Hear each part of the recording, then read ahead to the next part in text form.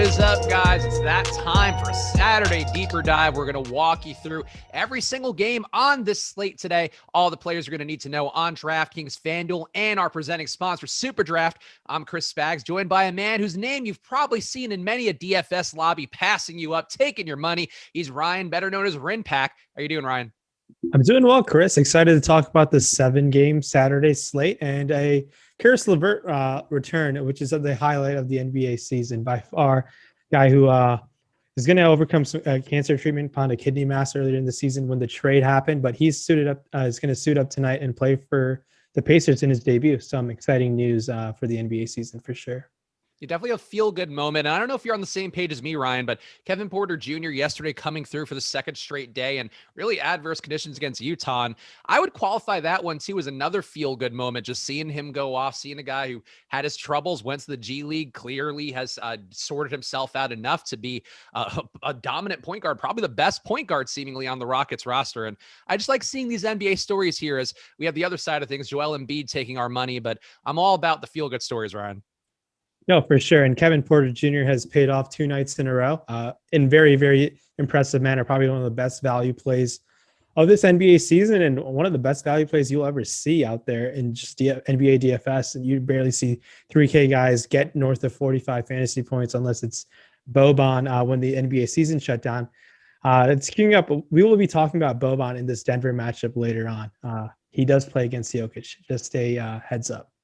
So in our constant quest to find another Kevin Porter Jr., maybe that's Boban tonight. We'll talk about that in a little bit as we go game by game. But first off, the quick plug for SuperDraft. It was really one of our top presenting sponsors. They put on all these shows for us, help us put on the Saturday Deeper Dive and Live Before Lock and all of that. In addition to the sponsored shows about SuperDraft itself, really the big thing they want is to get guys like you, guys and gals like you playing DFS who are trying to make some money, trying to build that bankroll. A site like SuperDraft is going to be fantastic for that. Our own Ryan here has made a good amount of money on SuperDraft over the years, just playing there in this time where a lot of the sharks aren't on there as much. People have to spread their time around. And that does mean that there's a benefit for you guys by playing at superdraft.io or downloading SuperDraft in the App Store. Use the promo code Awesemo21 when you sign up because they'll give you $50 free on your deposit of $50 or more. You also get Caesars Rewards points that you can use on real establishments that are going to be helpful for you guys out there when you're actually opening things up. Everybody's vaccinated and happy and whatever else you need out there, or just taking the precautions that you need. But either way, Caesars Rewards, big part of SuperDraft, as well as a deposit bonus with the promo code Awesemo21.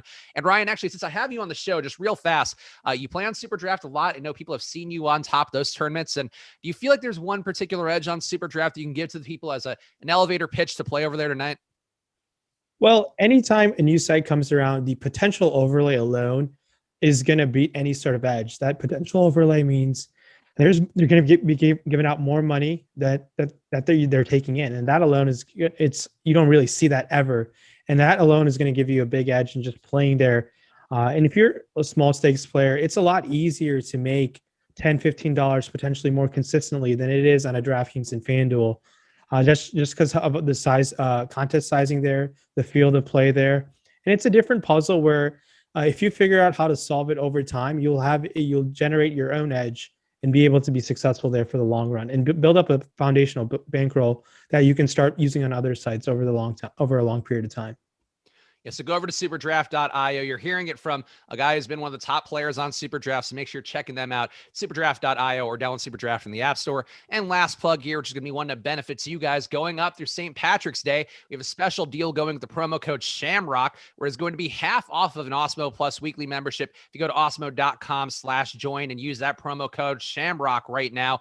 Again, that's all the sports. It's NBA, PGA, NHL, NASCAR, MMA, soccer, esports, and college basketball projections. So lots of data at your fingertips, lots of ways for you to try to make some money heading in to the All-Star break, to the Irish break, really, to the luck of the Irish times. So you don't even have to be Irish for this luck here. Use the promo code Shamrock at awesemo.com/join. Let's get to our first game here, Ryan, where we have Toronto still shorthanded. No Fred VanVleet, no Pascal Siakam, no OG Anunoby in the game against Charlotte. 233.5 combined total in this game. And Toronto's side, again, looks pretty strong to me on DraftKings in particular. Kyle Lowry, I think, projects Maxwell has been a guy who hasn't had the shooting upside that you'd expect so far. He's been getting the usage, but hasn't been hitting him at the rate you'd like to see. Still a guy with the 46% assist rate, 25% usage rate in the court time without all of the Raptors who are going to be missing today. Norman Powell, to me, seems like a little more unavoidable. His price hasn't come up a ton. He's been fantastic in his limited run as well without these guys. About a 30% usage rate guy on the year, 28% for him. The assist takes a jump. And Chris Boucher, playing alongside Aaron Baines-Morris, finally started to meaningfully see his potential. 2 games around 30 real-life points in his last 2 games. So, Ryan, what do you like the most here against Toronto, or for Toronto, against a Charlotte team that does give up a lot of production fantasy-wise? Yeah, this Toronto team's still very shorthanded and a lot of potential options to go to. Last time we saw Aaron Baines play 30 minutes against Atlanta. He had played 29 minutes against Boston. So 2 games of significant minutes in the front court of Capella, Tice Thompson, a combination of that. So maybe this Toronto coaching staff is starting to trust Baines a lot more. Obviously, they signed him in the offseason, and he was kind of benched early on, not part of the rotation. It was really tough to pinpoint what this front court rotation is going to look like. Now the team being undermanned, I think Baines is going to pop up a lot, not some optimizers, but I feel like there are going to be some. It'd be tough for me to see him to play north of 30 minutes again. He was very efficient. He took 15 shot attempts against Atlanta. He only made 4 of them, and he put up 34 fantasy points. So that shot attempt volume is pretty appealing. I do think he's going to be kind of significantly popular in a center position in FanDuel where it's just one, and at $3,900, I'll be okay to looking to pivot over there. He's 4,500 on DraftKings. I'm okay I'm being under the field on Aaron Baines for sure over there. I just feel like there's paying up for some centers that we're going to talk about later, such as the Karl-Anthony Towns, make a lot more sense. And on SuperDraft, some plays that stick out. Obviously, we got Kyle Lowry 135 multiplier and Norman Powell 135 multiplier. Both are very pretty favorable options as well. And I think even Boucher needs a consideration at 135. A lot of Toronto guys are going to be in play for me. I love going to Lowry and Boucher significantly on this slate. I like paying up for that. 8,700 is going to be kind of unique, but in this Charlotte matchup, Alex has been projected for 47 fantasy points. I'll give that one out. It's pretty high projection at $8,700. I think we'd be very content with that fantasy production. Yeah, I mean, Lowry, I think, is the one that I'm a little bit concerned at how little of him I was getting in my sorting process on DraftKings so far. Powell, I think, because of the positionality there where you're shooting guard and small forward, getting there a bit more. And I'm with you on Aaron Baines. He was a guy I mentioned actually on one of the other shows the other day that I got a bunch of, and was happy with him as a 3K range player. But at 4,500, I think some of that upside's being priced out where, if you're getting him putting up 25 fantasy points, 30 fantasy points at 3,500, I think that looks a lot better than at 4,500, especially as Ryan mentioned, some of the SAR center plays out there. But DeAndre Bembry, Ryan, I think is going to be the play that people have a lot of questions about today. The top owned value play according to our ownership projections, which you can always get for yourself at awesemo.com/join. And that is part of the Shamrock promo code as well on there, where you get half off that first week. But 37% ownership projected for Bembry in our last run on DraftKings. He is the value play people will be plugging in here, and he has been a guy who's seen the minutes, 32 minutes projected for him today by Awesemo. Do you trust him as a value play, or are you more inclined to take that price point, spread it around? Because to me, I don't mind getting some of him, but I'd rather have Stanley Johnson, I think, relative to the pricing and the positions on DraftKings. Yeah, so it's a tough. They're both the same price, Stanley Johnson and Bembry, at $3,800 each on DK. Bembry played 37 minutes last time. That's obviously nice. At 37 minutes, you'll obviously take that. He's just like, if he's going to be that popular, I'm willing to come in under the field on him and just hoping if the lineups that I have are okay with him. And I really am, I feel like finding a way to pivot off that ownership in a guy like Bembry makes sense, just because he's just not that consistent of a fantasy producer. Stanley Johnson at that same price. Also, I want to say they're both in the same boat, in my opinion. Really tough to pinpoint and feel confident in rostering those guys. It's just that they're undermanned, so they're going to have to play minutes. That's the only thing that really is going for them. It's okay coming on the field with a guy like Stanley Johnson, especially on FanDuel, where he's the man at small forward, where you have the roster too. That's fine. $3,500. I think he's going to be very popular, and I think a fine value option over there. Bembry at $4,100. I'm okay pivoting off of that just a tad. These guys just I just want to mention on Yahoo, Bembry, Stan Johnson, and Baines are $10, $11 respectively. So very, very nice Yahoo options for these Raptors players that make a fine option over there. But I'm very hesitant and not that confident going to Bembry and Johnson. I think one of them will be good, but just to be confident in which one, I'd be willing to just take my chances on the Raptors studs of Lowry and Boucher and Powell, and just finding out some other value elsewhere. Yeah, I think we're on the same page here. The boom bust tool tells a similar story where Bembry, one of the more over leveraged plays, about 8% leverage against him relative to his chance of being in the odd bowl compared to his ownership. Stanley Johnson pretty much even on both. So I think that's something that if the ownership moves around, maybe you end up getting less of both guys. But I would agree. I think trusting the stud seems like the move. And I really do think that Lowry, Powell, and Boucher to a slightly lesser extent, I think both these guys, or all these guys rather, are in really good spots against Charlotte. I think this matchup could have a little more upside. Let's talk about the Charlotte side. I think it's a little crowded here for some of these guys where I got a little bit of Gordon Hayward in my sorting process. A LaMelo, I think the price is fine. I mean, it's definitely coming down to reflect the fact that Devontae Graham is back in lineups, but you still have Malik Monk in the rotation, projected to get 17 minutes today. Devontae Graham projected to get 21. I feel like there's just a bit of a squeeze here on ball handlers, an opportunity, and we still have Cody Zeller in the mix, Bismack Biyombo playing some center minutes, and then there's been a little bit of center run for PJ Washington, but I don't know that I trust him having the upside at his price, so I don't see a ton here for me on this side, Ryan, but how are you feeling about the Hornets? Yeah, this Toronto team, obviously they're missing their key defenders in Siakam and OG Anunoby, so the matchup is kind of favorable for them right now.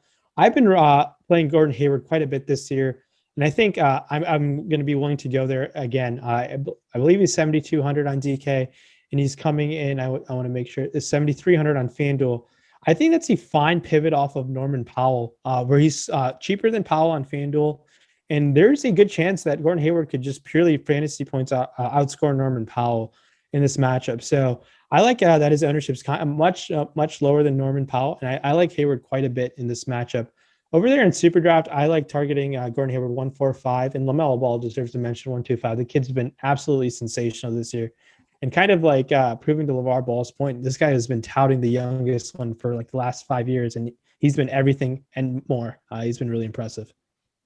And it's not a bad total here from Vegas on Charlotte either, about 5 points more than their season average. So perhaps reflecting the fact that Toronto's defense is appreciably worse than some of the guys that Ryan mentioned are out today. So maybe a little more love for Charlotte could be had, but and the prices are tough. And I agree with you. Hayward's really the one to me that I think has some use here. Small forward, power forward eligibility on DraftKings. I think you have some ways to move him around there. Any interest at all in Cody Zeller, by the way? The minutes have been there for him. And I guess, too, talking about Aaron Baines, Zeller played mid-20s minutes, and you also saw Biyombo getting, I think, 10 minutes last game, with the rest going to PJ Washington center minutes. But do you think that maybe gives a little more reason to trust Baines' minutes more? Awesemo's got him projected for 28 today, and I know you said there was some concern just based on him not being the most effective in his time out there, but just in a size reason, I know Cody Zeller's not the most threatening big man, but does screen and roll a lot. I don't know if you have any thoughts at all about how Zeller could affect the impetus to play Baines. Yeah, it's tough to gauge that just because the Raptors are so undermanned. They just need Baines to get roll out and play some minutes. That's what I feel like why Baines has been playing these more minutes of late. Now Zeller, on the other hand, he's going to be coming in pretty low owned, and if for him to really get there, he needs to play those 30 minutes. There's a stretch earlier, and I want to say in January, he was playing somewhere just like north of 30 minutes at times, and that's when he really comes into play. 4,900, I'm just like meh. It's like, okay, if you get some of him, I'm okay with just coming in with the field. And I do think like you'll be fine just having like half of what the field is coming in at. He's not that exciting to me. I think the opportunity cost at center today is going to be pretty significant. There's some better options who I think might come in even lesser owned than Zeller, who can really break the slate. Okay. Yeah. Just wanted to make sure we hit on that one, and a couple quick super chats, and make sure you guys are smashing the like button too here. We want to make sure to get the likes up to a good amount. And maybe if they get to a high enough number by the time live before lock rolls around, your old pal EMac can do his impression of money time. For him, that's wooden penny time, I would guess. And then he can give you guys some of the top 5 owned plays on DraftKings and FanDuel. But smash that like button here for us and for EMac and Terry coming up next. 2 quick super chats as well. Shout out Andrew Kang, one of our regulars here, and also a member of the Awesemo YouTube channel, which you can do by hitting that join button if you're on the desktop version of the site. And also shout out John Ganakumar. I'm going to hope I got that right. Another new member here on Team Awesemo. And that membership gives you a little more visibility here. You get a badge. We see your chats pop up a little more, and you can use some fun emojis. So that's the perks so far, with more to come on the YouTube membership. But Andrew Kang saying, what's up, guys? I don't trust Hield. He's been on a 4-game heater. You like him at all? Gets the crappy Hawks defense. He loves young Capella. Thoughts? Buddy Hield's been a guy I've had over projected all year long, and we're going to talk more when we get to that game, Ryan. But Buddy Hield's just been playing an ass load of minutes for him, over 37 minutes his last few games. He contributes then a little more in terms of rebounds and assists, so you're not relying just on his scoring ability. For him, I think that's important because the usage rate's been down to around 20%.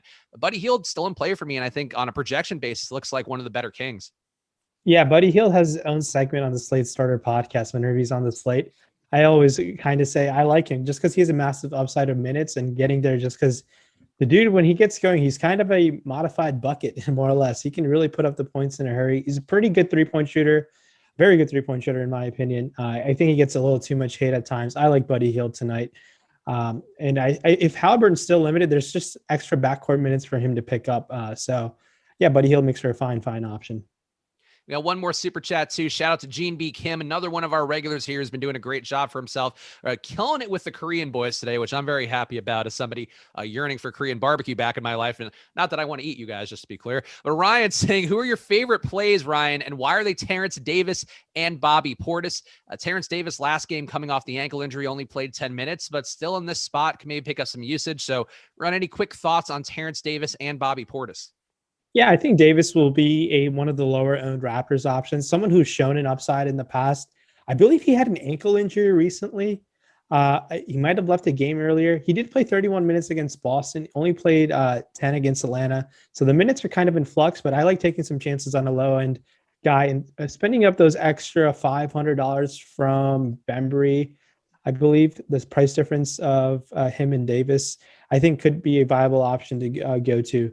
I believe on actually Davis is cheaper than Bembry on FanDuel, so I think that's a fine pivot over there just off of ownership, because I've seen Davis is someone who has a promising offensive skill set. Let's go to the next game here. Milwaukee, 125.5 of implied points on their side. Today's highest combined total in this game at 241. And Giannis going to be a fairly owned play, though honestly, to me, not as highly owned as you might think, though I guess we do have some specious value out there, so many people don't want to take that. But that's 20% ownership projected for Giannis on DraftKings. Drew Holiday, I think, looks passable, single-digit ownership for him. Bobby Portis, a surprising chalk play, I guess, with the lack of value. So there's maybe some of our guy Gene B. Kim's logic there. But Bobby Portis, cheap on DraftKings, going to be 20% owned because of that.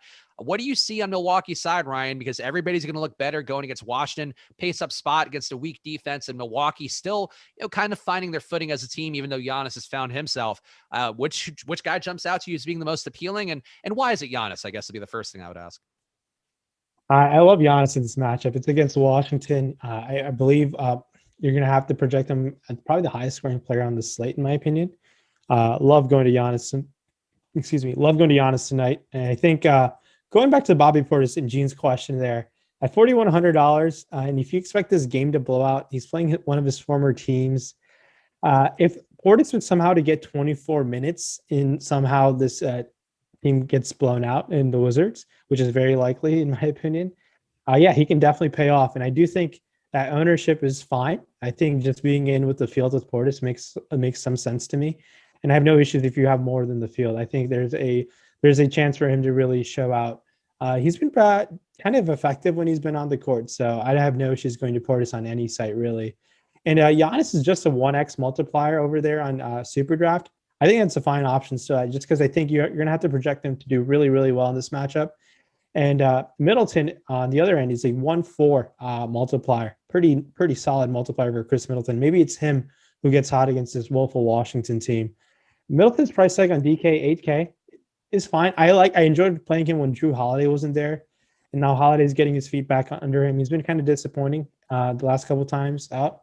First, there was a minutes limit when he first came back, and then they blew out the Knicks. So Holiday at 6.5 price tag will be low on. The matchup is check plus for him. So I think Holiday is a fine option to consider. 6,100 on FanDuel as well. So going to be low owned, and there's an upside in Holiday as well. So I like going to a couple of these Milwaukee guys if you can. It's going to be tough to get multiple of them in just because of their price point, but they're all really, really good plays in my opinion. Yeah, Holiday projected for 30 minutes today by Awesemo, so pretty close to his regular run after they got him back on track before the All-Star break.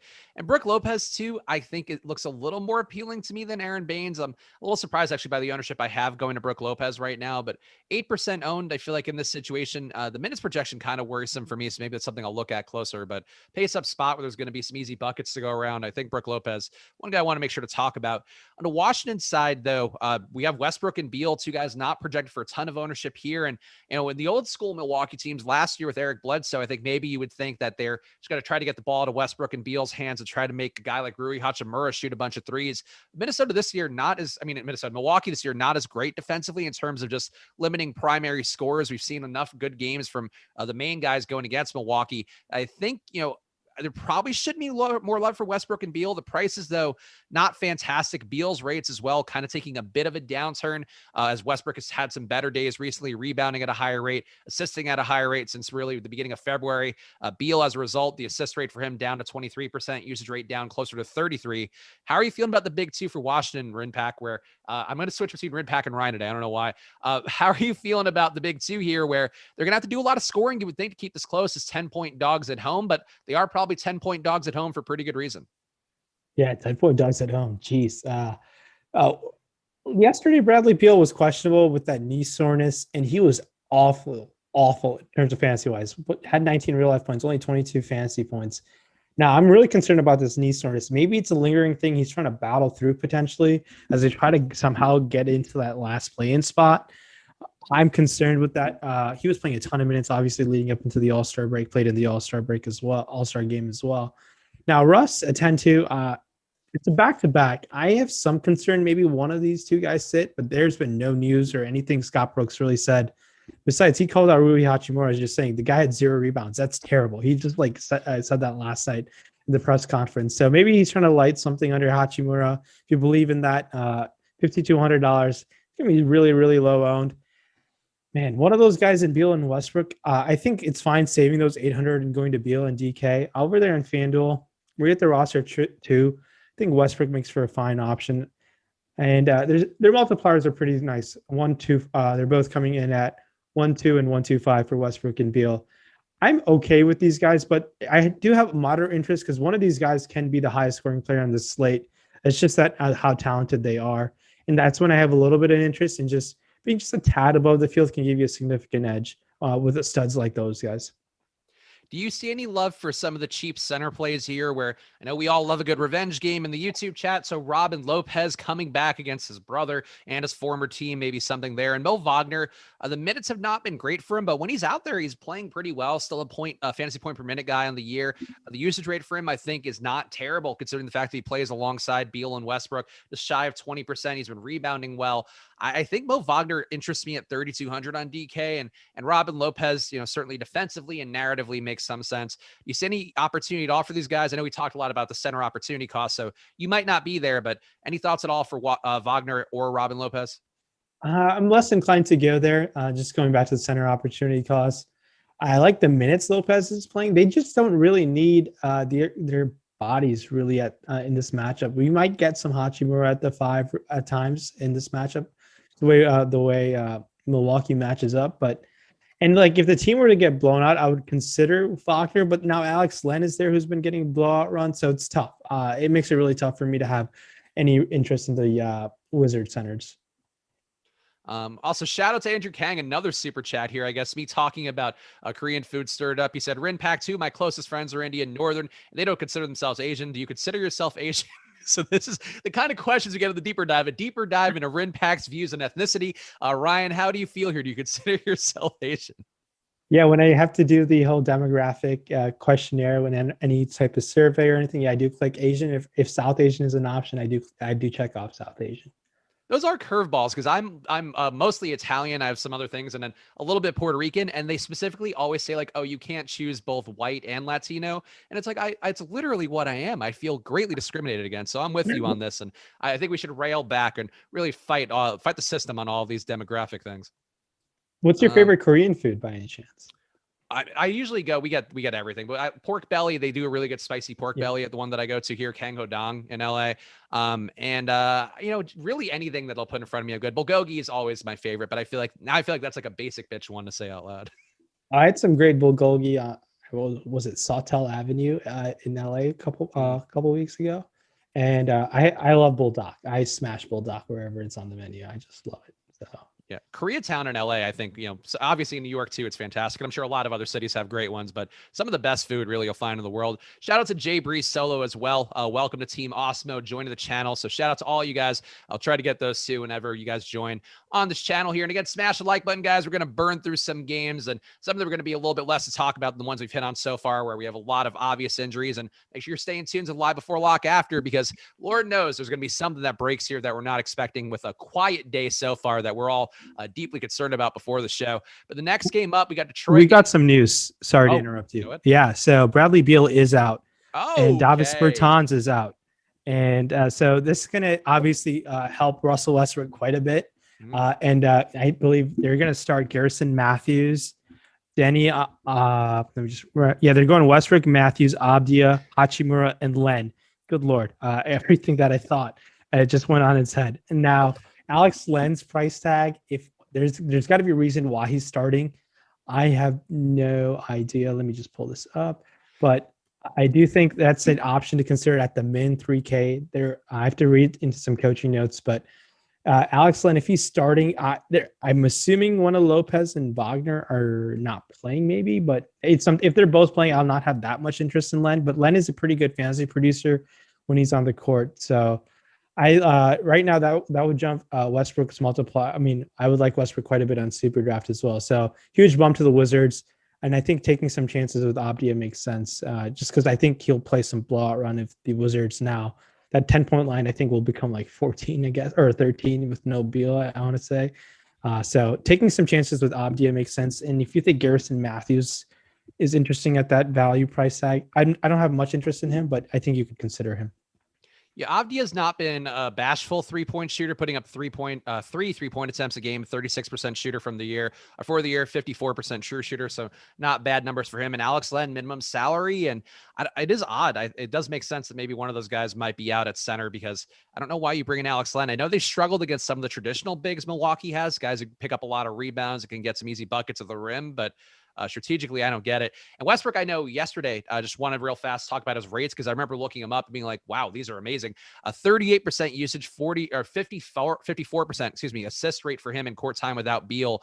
His number is going to take a gigantic jump. So Westbrook might be pretty close to a priority play, even at his price point being up. But we'll check the numbers here and see how that goes. See Awesemo's projections update as well. Mm-hmm. One more guy off the bench who has not been in the rotation all year long, did crack the rotation yesterday, was Troy Brown Jr., $3,200, kind of a nice price tag. Someone who played really kind of well last year, maybe a lot of empty stats, but someone I think you can take some chances on with this slate, just because I feel like when news breaks like this, maybe people get shy away from the non-starters, but in a game where the Wizards might get blown out, I think taking some chances with Troy Brown, I'd be willing to do that. Yeah, I think, definitely going to be more Wizards appealing here because of the less bodies. There's still definitely enough guys to field the rotation. It's not a spot like Houston yesterday where you're just playing 8 guys and you don't even know if all 8 guys will play. Let's go to the next game where we have Detroit 107.5 implied total, Brooklyn 118.5 on their side. Not the highest combined total, given that it is a Brooklyn game, but Detroit does play at one of the slowest paces in the league.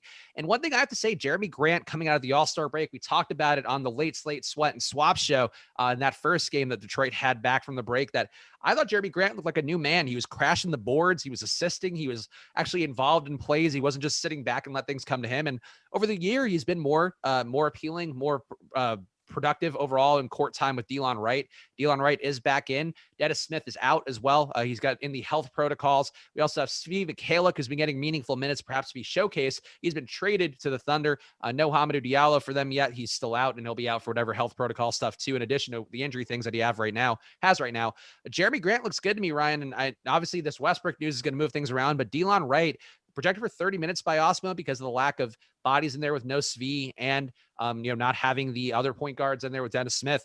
I feel like Jeremy Grant, though, is the priority, and Delon would be a secondary priority for me, who I think could be affected by Westbrook a meaningful amount.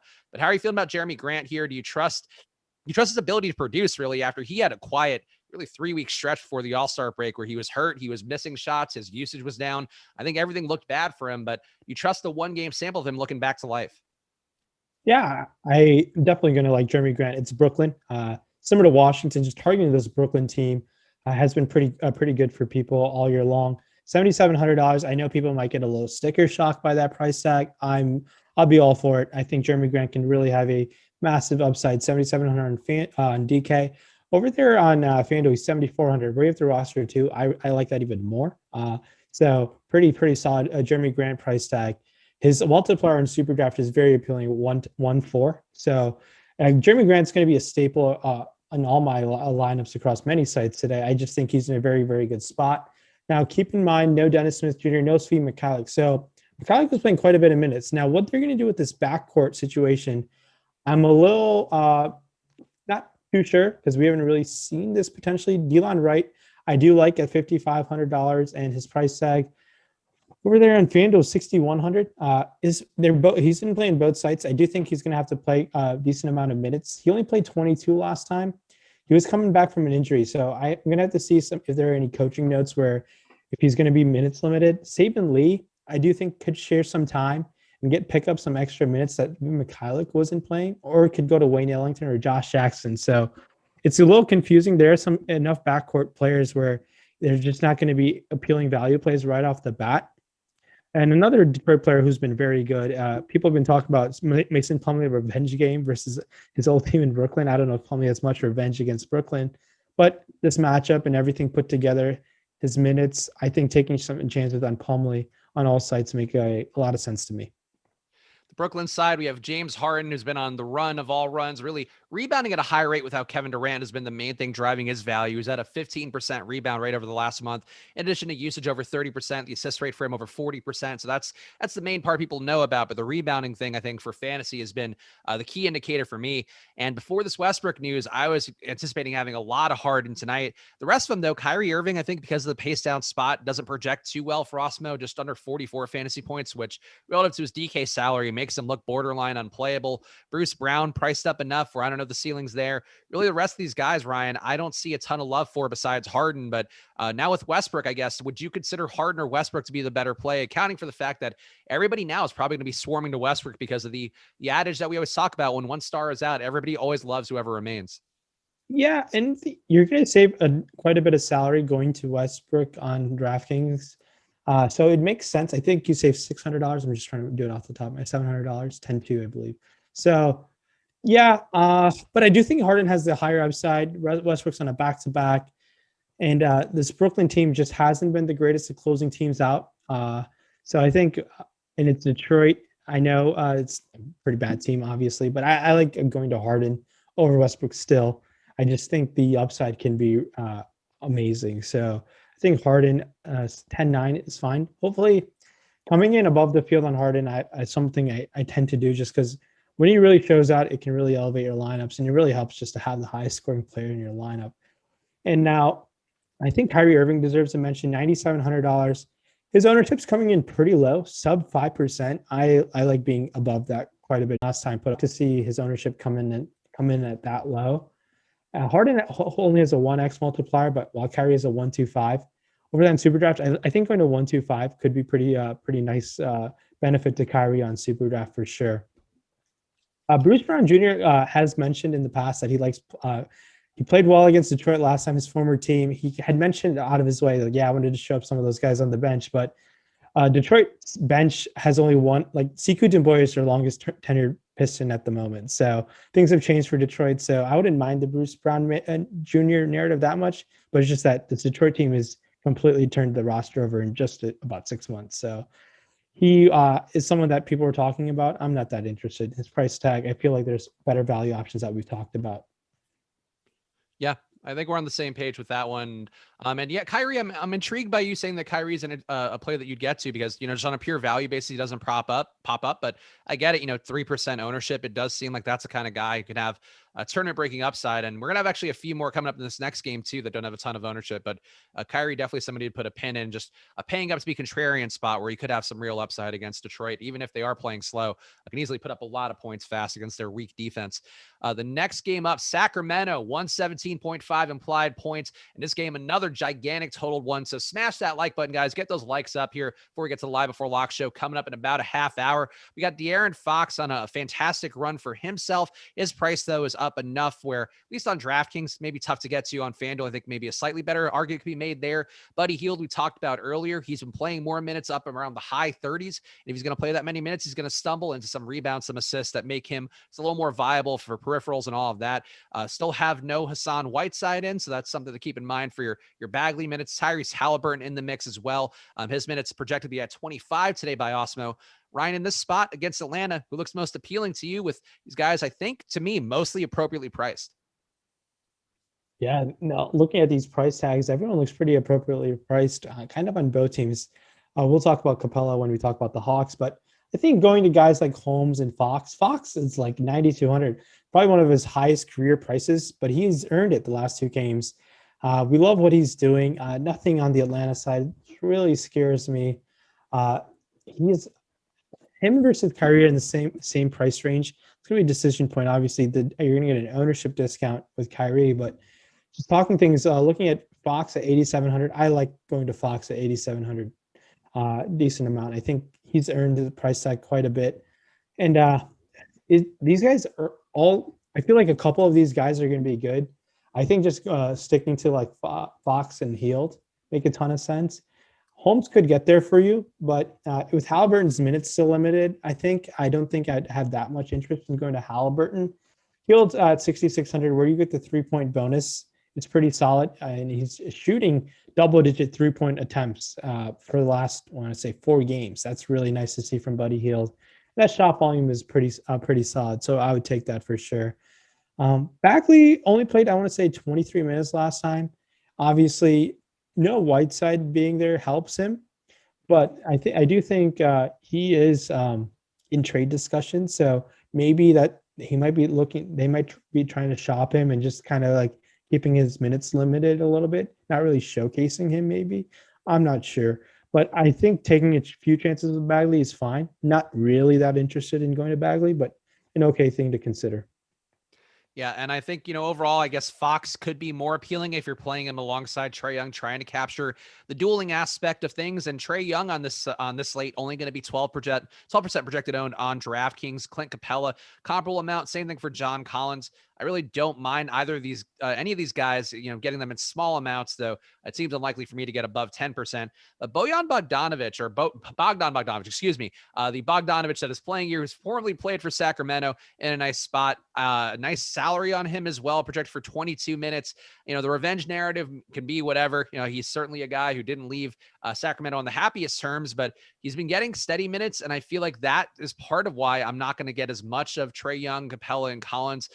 Gallo and Bogdan, I feel like kind of squeezing the minutes out of here, squeezing some of the possessions as well in a meaningful way to me, where I think it's tough to pay Trae's price tag, even if he clearly does have an upside against this horrible Sacramento defense we talk about all the time, 116.6 defensive efficiency rating for them.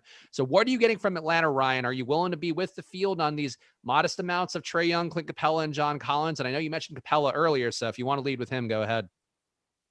Yeah, I'm willing to be quite a bit over the field on the Hawks side of things. Just targeting this Kings matchup, pretty solid. We got some pretty bad defenses on the slate.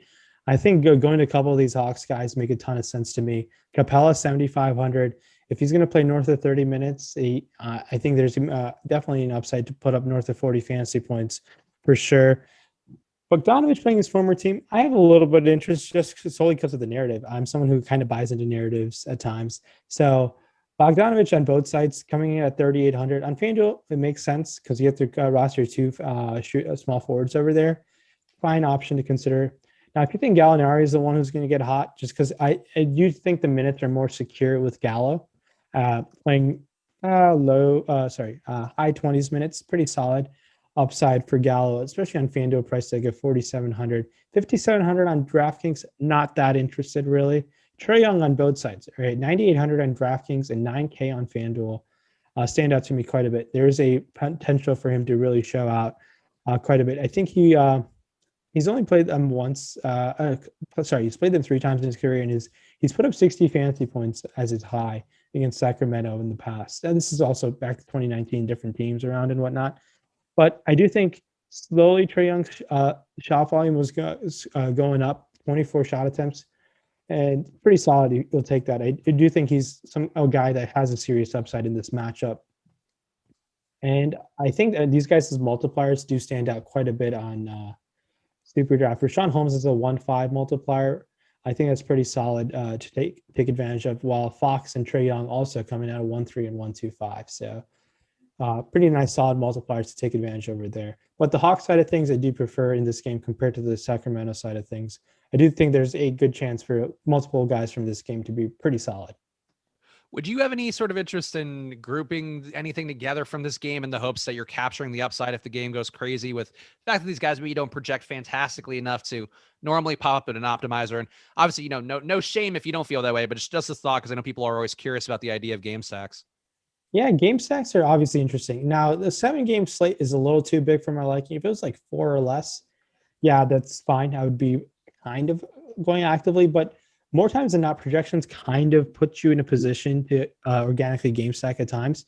Now, if you want to go out of your way, if you have 1 Hawk and 1 King on the other side, not something I'd actively do, but if you get that, that's fine. And if you want to do that, if you think this game has serious upside, I don't have really issues going to that just because of how bad the Sacramento defense is. And I think there's potential to shoot out. But the thing is, we've talked about pretty bad defenses already in Washington and Brooklyn, and there's Minnesota on the slate too. So there's not really a real reason to game stack, just because I think we can find some other upside values and other plays in other games.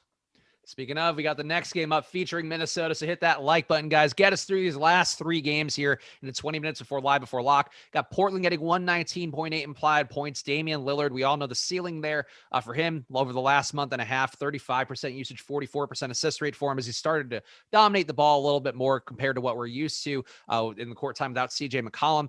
Cancer also looks like a solidly priced play. And you could even make cases for Covington and Carmelo, given the fact you're going against a pretty weak Minnesota defense that's not really improved much, even by having some of the guys they have out with no D'Angelo Russell, no Malik Beasley, and no Jordan McLaughlin for them again today.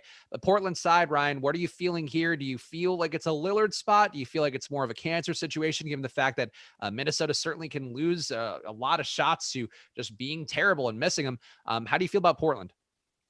Yeah, I like targeting Portland quite a bit just because of the matchup. I know all of these guys' price tag have gone up. Obviously, there's still no McCollum and still no Nurkic. Lillard's priced up at 10.7, but 61 and 54 fantasy points the last couple of times out. I played them in January, put up 67. We'll take 67 at that price tag. I do think there's going to be quite a bit of decision points to be made among Westbrook now, Harden, and Lillard. And it might be Lillard might come in the lowest zone. Looking at the projections, I want to say ownership projections right now. And I think Lillard definitely has it in the back to be the highest scoring out of those 3. I like Lillard quite a bit. And Dame, obviously, someone who has the upside to be the highest scoring player on the slate. We've seen it time and time again. And it's pretty insane. The guy just pulls up from half court just like a regular jumper. It's just like so casual for him. Definitely a solid play on both sides, in my opinion. And at 9.9 on FanDuel, yeah, definitely sign me up. It's cheaper than Westbrook, I believe. So, yeah, definitely one of my favorite point guard options over there in Dame Lillard. I definitely like him. Other guys to consider, I think they're going to need Cantor to play and try to stay out of foul trouble versus Cat. So, I think in 14 minutes versus this Minnesota team, I forget if Cat was around before he got COVID early in January. He put up 28 fantasy points in 14 minutes. So, Cantor can do really well against Cat. Cat's defense is nothing to be afraid of. 7,200 on DraftKings, while he comes in at 6,800 on FanDuel, is definitely a nice price tag for him to take advantage of. I do like Cantor quite a bit. Lillard and Cantor, by far my favorite Wizards options. And Covington on FanDuel definitely deserves the mention just because of those FanDuel specific stats where he can rack those up in a hurry. And Lillard too, kind of to me feels like especially with the ownership, it's going to shift around with Westbrook. Now probably gonna be one of the chalk plays of the slate everywhere you look tonight. Lillard seems like Jokic yesterday with Embiid, where it's going to be a lot more obvious to go to Westbrook. And obviously the Embiid situation was a unfortunate one where an injury happened, but Lillard, the ownership for him, we had at 16% before the Westbrook news. You got to think, like Ryan was saying, maybe that comes down to single digits even. And at that point, I think that Lillard could have a lot of opportunity, even if you play him alongside Westbrook somehow. There's a lot of ways to get there. A quick ranking, Ryan, because I feel like we need to do this for DraftKings real fast. We don't, and obviously it's going to be tough because you're going to get all three of these guys, but Harden, Westbrook, Lillard, all these guys, the same price range, all of them playing the same position on DraftKings. If you had to rank them, who would be your priority? I'll go Lillard, Harden, and Westbrook. Okay. And you're going to get some Westbrook regardless, just because the spot on paper is going to look so good. I do think all things put together, matchup, ownership, all three things put together, I think that'd be like my consolidated ranking going Lillard, Harden, and Westbrook. Yeah. Let's talk Minnesota side, where again, as we have no D'Angelo Russell, no Malik Beasley, no Jordan McLaughlin, and what we saw last game was Jalen Noel going off. He's been a pretty productive player all year long, but this last sample size without these guys in the rotation, 26% usage for him, had a 14% assist rate overall in the year. The numbers for him look solid. The price is up enough though, where he's not a value play. Karl-Anthony Towns probably a more likely beneficiary in this spot going against Cancer. 30% usage rate for him in court time without Russell, without Beasley, without those guys. The rebound rates for him also solid. Obviously, the assist rates took a noticeable jump down, and it's not the largest sample size, but he's normally a 20% assist rate guy, down to 10% in the court time without those guys. So just something to keep in mind there. We've talked about it a couple days recently with Zion and seeing his assist upside going down with no JJ Redick, but just wanted to put that out there. But Ryan, Towns, you've mentioned as a priority play today. Anthony Edwards also going to be chalky. Certainly has had the usage recently, shooting over 20 shot attempts in his last 5 or 6 games. How are you feeling about this Minnesota side? And do you consider Towns or Edwards a priority? Yeah, I've been chasing Cat pretty much the whole time he's came back from COVID. He's like my highest owned NBA best ball center. I'm really hoping Cat can turn things around. Now, the problem with Minnesota is these guys just kept being on the other side of blowouts, so one way or the other. And I just want them to play in a competitive game. They haven't played in a competitive game all the way dating back to February 24th against Chicago, and Cat fouled out that game. So it's been kind of frustrating with Karl-Anthony Towns, especially if you're looking at the box score, but there's been reasons to that. It's been blowouts and him being fouled out for the last 6. And then I think Cat is someone who I'll be well over the field yet again today, and I'm really hoping he can pay that off on both sites. He's coming in at 9-1 on FanDuel. That is a cheap Karl-Anthony Towns price tag, and I do think he's going to have quite a bit of ownership because of that. Over there at DraftKings, he comes in at 9,600. I'm going to find a way to jam him in quite a bit. In that SuperDraft, Karl Towns has a 1.15, while Anthony Edwards has a 1.6 multiplier. Someone who I think Edwards deserves definitely a mention there. That shot volume is very, very nice. And now let's talk about Ricky Rubio, someone who was quite popular last time when he was playing on the slate when he was there. Played 27 minutes last time. The game blew out. And then it was a Jalen Noel show, and a lot of people won a ton of money because of Jalen Noel. Now, I do think there's some merit to going back to Rubio, and I do think he could play additional minutes and find a way to play north of 30 potentially. Now, the way Noel played, he went 11 of 13 from the field, and FanDuel didn't change his price. And he's at 3,600 over there. I'd be willing to just be like, all right, he's not going to shoot that efficiently yet again.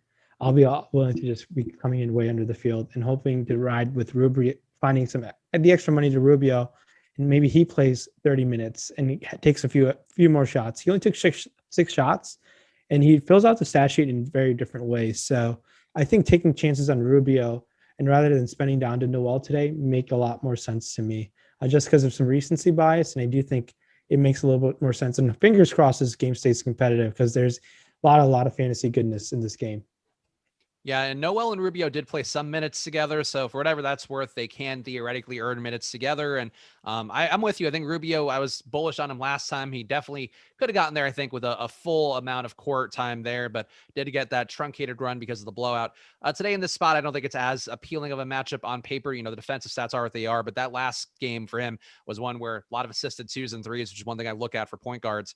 For Rubio, though, I think still at a price point. His price actually has come down on DraftKings. I don't mind going back there, especially especially, with FanDuel too. Last time he was a little chalkier. People disappointed by a player going back to him that next time, especially if you are potentially getting some leverage on Noel. I think Noel's a viable play, but one that I agree with Ryan here. Maybe against more Rubio makes sense.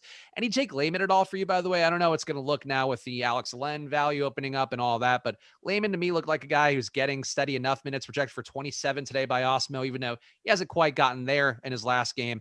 Still should be in that mid-20s range potentially. Does he strike you as a decent value play and a pivot to guys like Bembry and Johnson, who we mentioned earlier, are going to be pretty highly owned? Yeah, also, yeah, definitely fine pivot play.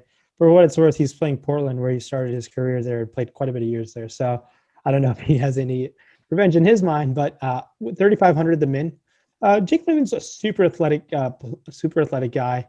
You just want him to find a way to get double-digit shot attempts, and I think he could pay off that price tag. And the way his ownership's shaking out, I do think out of the value options, he could be the best one out of them. All right, we got 2 more games here, guys. So hit that like button now because we got Indiana and Phoenix, and this one we should be able to get through pretty fast. As Ryan mentioned earlier in the show, Karis LeVert making his debut tonight, or barring anything unforeseen coming up today, projected for 23 minutes by Awesemo, but really probably not a guy you're going to want to trust at his salaries today. But you still have Sabonis and Brogdon at their prices for life without Oladipo, life without TJ Warren. And I think by putting LeVert in there, you're basically getting one of Warren or Oladipo back in the mix. And to me, that makes everybody here unplayable. I know Brogdon had the great game against the Lakers, and maybe people want to chase that, but I think just having another ball-dominant guard who was a 31% usage rate guy this year before getting traded, I don't expect him to maintain that much, but it's not like putting another Justin Holiday in the mix. You are putting in a really viable part. So Ryan, to me, going against Phoenix too, a tough matchup defensively. We all know how good they've been all year, playing slow too. I don't see a single pacer I would get really even in one lineup tonight. Yeah, it's a tough matchup. They are going in a back-to-back. I do think there is a merit to finding one pacer being good. And usually when it's just one pacer being good, I like taking my chances on a stud like Sabonis, someone who I think could put up 50 fantasy points. He played them in January. I believe this game might have gone to overtime, but he put up 61 DraftKings points. So Sabonis has played well in this matchup, and he's going to come in pretty low on for a guy of his talent. Now, LeVert on FanDuel is $3,900. So that shooting guard position, that is a very, very cheap LeVert price tag.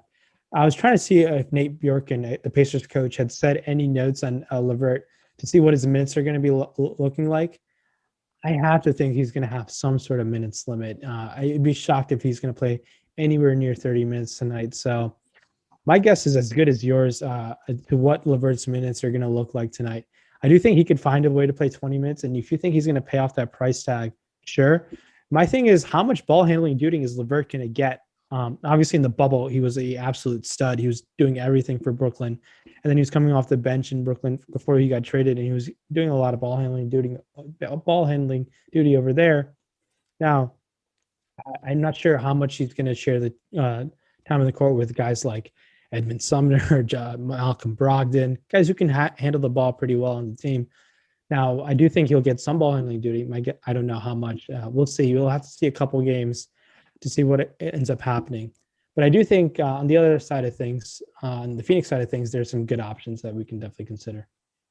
I think he's going to meaningfully hurt TJ McConnell and his tournament winning ability. We've seen enough. And obviously, even excluding the 10 steal games, like he's been assisting at a really high level. But I think those possessions, at least the start, are going to be second unit possessions that go to LeVert.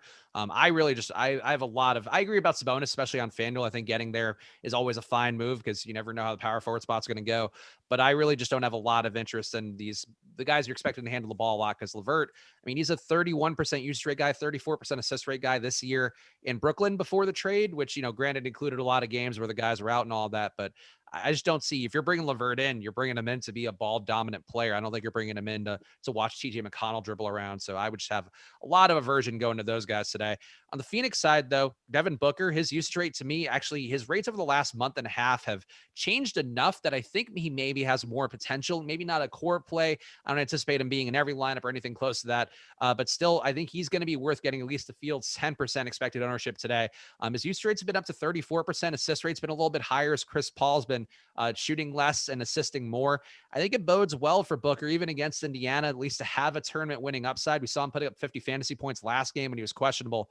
I like Booker, Ryan. I think that he's fine. I think that Paul's also fine. Ayton's fine, but Booker would be the priority if there is one in a game that's so slow and doesn't have the best combined total on a day where we have so many great combined totals. Yeah, this Phoenix team obviously coming into very, very low ownership on pretty much any site you're going to take a look at.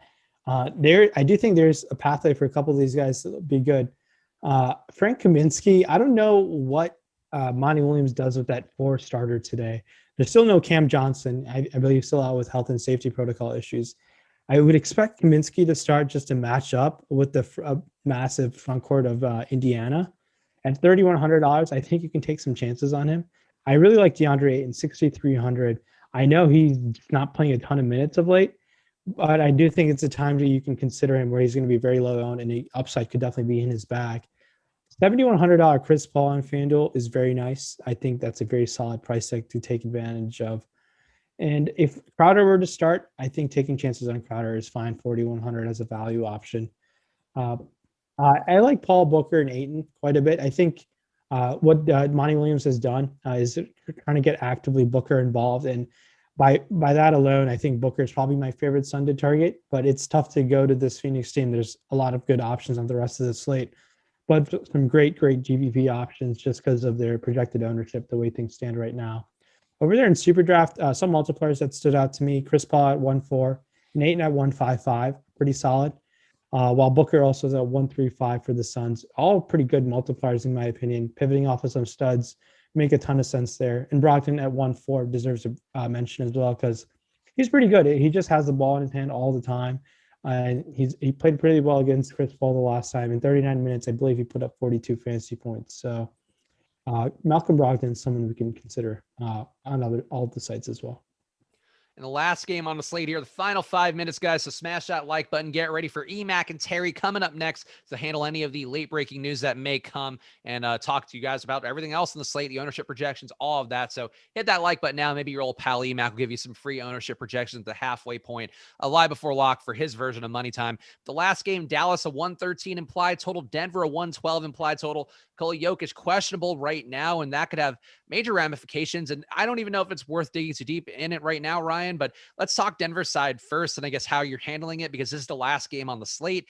And I think just dropping from Jokic to Isaiah Hartenstein would probably not be the best move for you or Paul Millsap or really anybody who gets center minutes. But how are you anticipating handling things if we don't get this Jokic news before lock time? Man, it's going to be tough to pinpoint what Mike Malone is going to do without Nikola Jokic. Obviously, last year we would go to Mason Plumlee and be like, okay, now Hartenstein, and Plumlee was someone who was in the rotation. Hartenstein and just finds like he's not really in the rotation, finds random things. Malone could even go to Bol as a starter. I really don't know what he's going to do with no Jokic. But if Jokic is out, I do think Hartenstein will play some minutes. He's going to have to play some minutes. I have some interest in Hartenstein if he were to play at that price tag. The min definitely something we can consider. Obviously, Jamal Murray gets a huge bump with no Jokic. Michael Porter, Will Barton, all those guys are going to grade out really good plays. Man, there is some merit to finding a way in your Jokic lineups, being overexposed to the later games because I do think there will be some edge potentially to get some cheap value guys in this game. It's all going to come down to that really late game, man. It's tough. It is very tough to wait till that late on a Saturday night, but there will be an edge if you do. Either way, if Jokic were to play, I'll have interest for sure just because a guy of his talent, just coming in at a very suppressed ownership. Obviously, I do think saving the money to Karl-Anthony Towns is something I'd prefer, but when you're going to get Jokic sub 10% with a guy who can put up 80 fantasy points, it's going to be a fun late night hammer for you, but it's tough to have the confidence in what Malone is going to really do. if Jokic does end up out, it wouldn't shock me if JaMychal Green's available. They play him at center. And I don't know, coming off the injury, but that was what he was doing before they had to move the starting rotations around with Millsap being hurt and Gary Harris being out and all, and Michael Porter Jr. having his deficiencies defensively. JaMychal Green is basically playing the poor man's, really the homeless man's version of Jokic in that second unit for a while. On the year, he's got a 17% rebound rate. The assist rate for him was actually pretty high in the second unit as well. I don't have that number in front of me.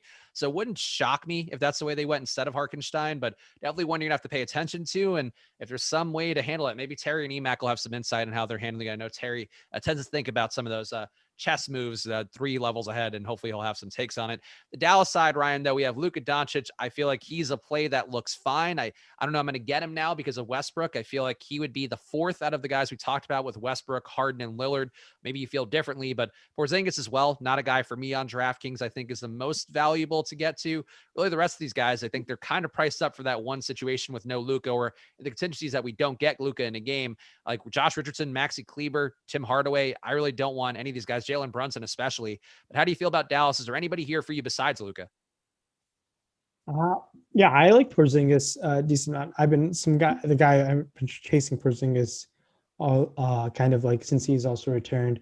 I think Porzingis has a serious upside in this matchup for him, and well, even better if Jokic is not there. If for some reason if Porzingis gets minutes at the 5, you can just take advantage of whoever's there. Luka at that price tag, obviously he played these guys earlier in January. He put up 86 fantasy points. So Luka, that was also, I believe, no Porzingis wasn't there, but we know what Luka can do. He's absolutely sensational. And if Jokic is in your utility spot, and if you were to be ruled out, I think just going to Luka is fine. It won't kill you really, and obviously the upside is very similar, and potentially the ownership won't be that high on Luka. And like going back to the whole, there's got like a multiple choice question of Harden, Westbrook, and Lillard, and now put Luka in the mix at that guard spot. They're all going to be projected very similarly, and the upside for all of those guys is really solid. I think I'm going to have to prefer Luka to Westbrook. I'm not that on Westbrook. Maybe I have to look into things a little bit more, but I think Luka is going to do really well in this matchup. Other guys, Luka and Porzingis, and it's the confidence level in all these other guys. Everyone seems pretty priced efficiently on DraftKings. Over there in FanDuel, I think you can take some chances on Tim Hardaway Jr. off the bench. A super low on GPP play, potentially a night slate only play, but I think there's an upside in him if we were to get a hot off the bench. All right, and Ryan, give the people the plugs so we can get out of the way for Live Before Lock. That the Beal news threw us off by a minute, but people can check you on the Slate Starter podcast with Eric Lindquist on the channel every day alongside all the content we have for Awesemo. So make sure you're subscribed, hit the notification bell. Where can people follow you, Ryan? Where are you going to be appearing next? I will be back on the Slate. No, actually, I will be on the strategy show tomorrow morning with Josh on the Sunday morning strategy show. So I'll be there, but I'll be back Monday through Thursday. Monday through Thursday, and Monday through Friday, talking about the Slate Slaughter with Eric, just previewing previewing the slate on an aerial view. All right, so go follow at RynPak, follow at Chris Spags, follow at Awesemo_com. Stay tuned on this link. EMac and Terry coming up next to handle the last hour before locking any late breaking news. We appreciate you guys. Wish you guys the best. Good luck. Bye.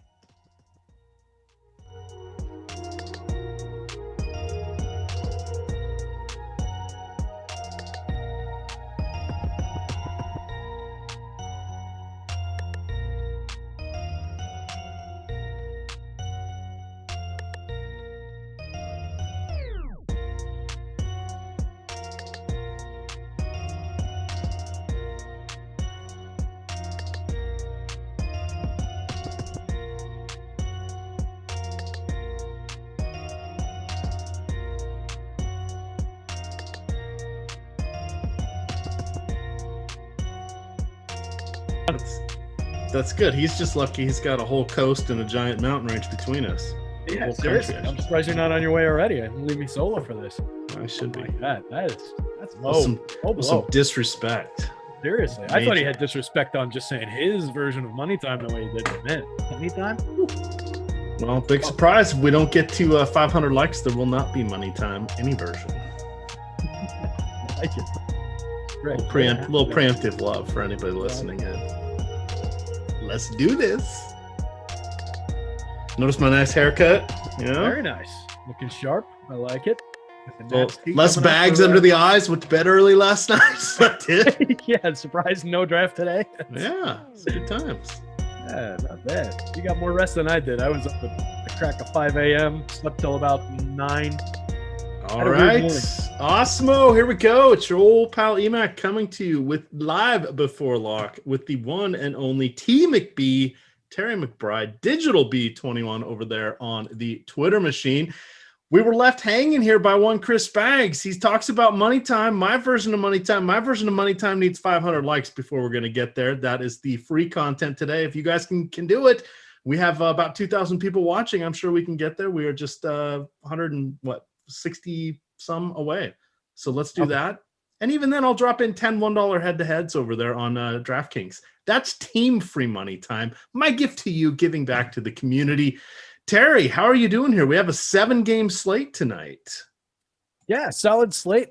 I feel more caught up than I was when I was doing the game plan show earlier. Woke up to a bunch of firemen in the hallway this morning, and apparently the meth lab next door burned down this morning. So, yeah, that's a lot of fun. There's a whole bunch of stuff. My fence is knocked down now. There's a whole bunch of crap in my backyard that apparently has to stay there for like 3 weeks while they investigate, and all kinds of fun stuff. So it's been an interesting day. So I was a little bit behind earlier, but I think we're a little bit caught up now. So yeah, feeling good about the slate, and it's going to be a fun one.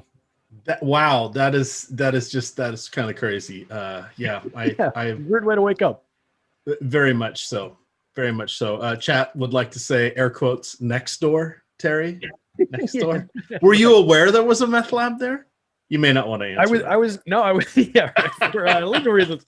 No, I wasn't. I actually always suspected there might be growing something in there just based on the smell, but meth lab surprised me when I heard that one. So yeah, but yeah, it was a building behind me and like next door, so they had to go through my hallway in my building to my backyard and then knock my fence down to get there after it exploded. So I woke up to them literally banging on my windows to try and get in the building. So it was fun.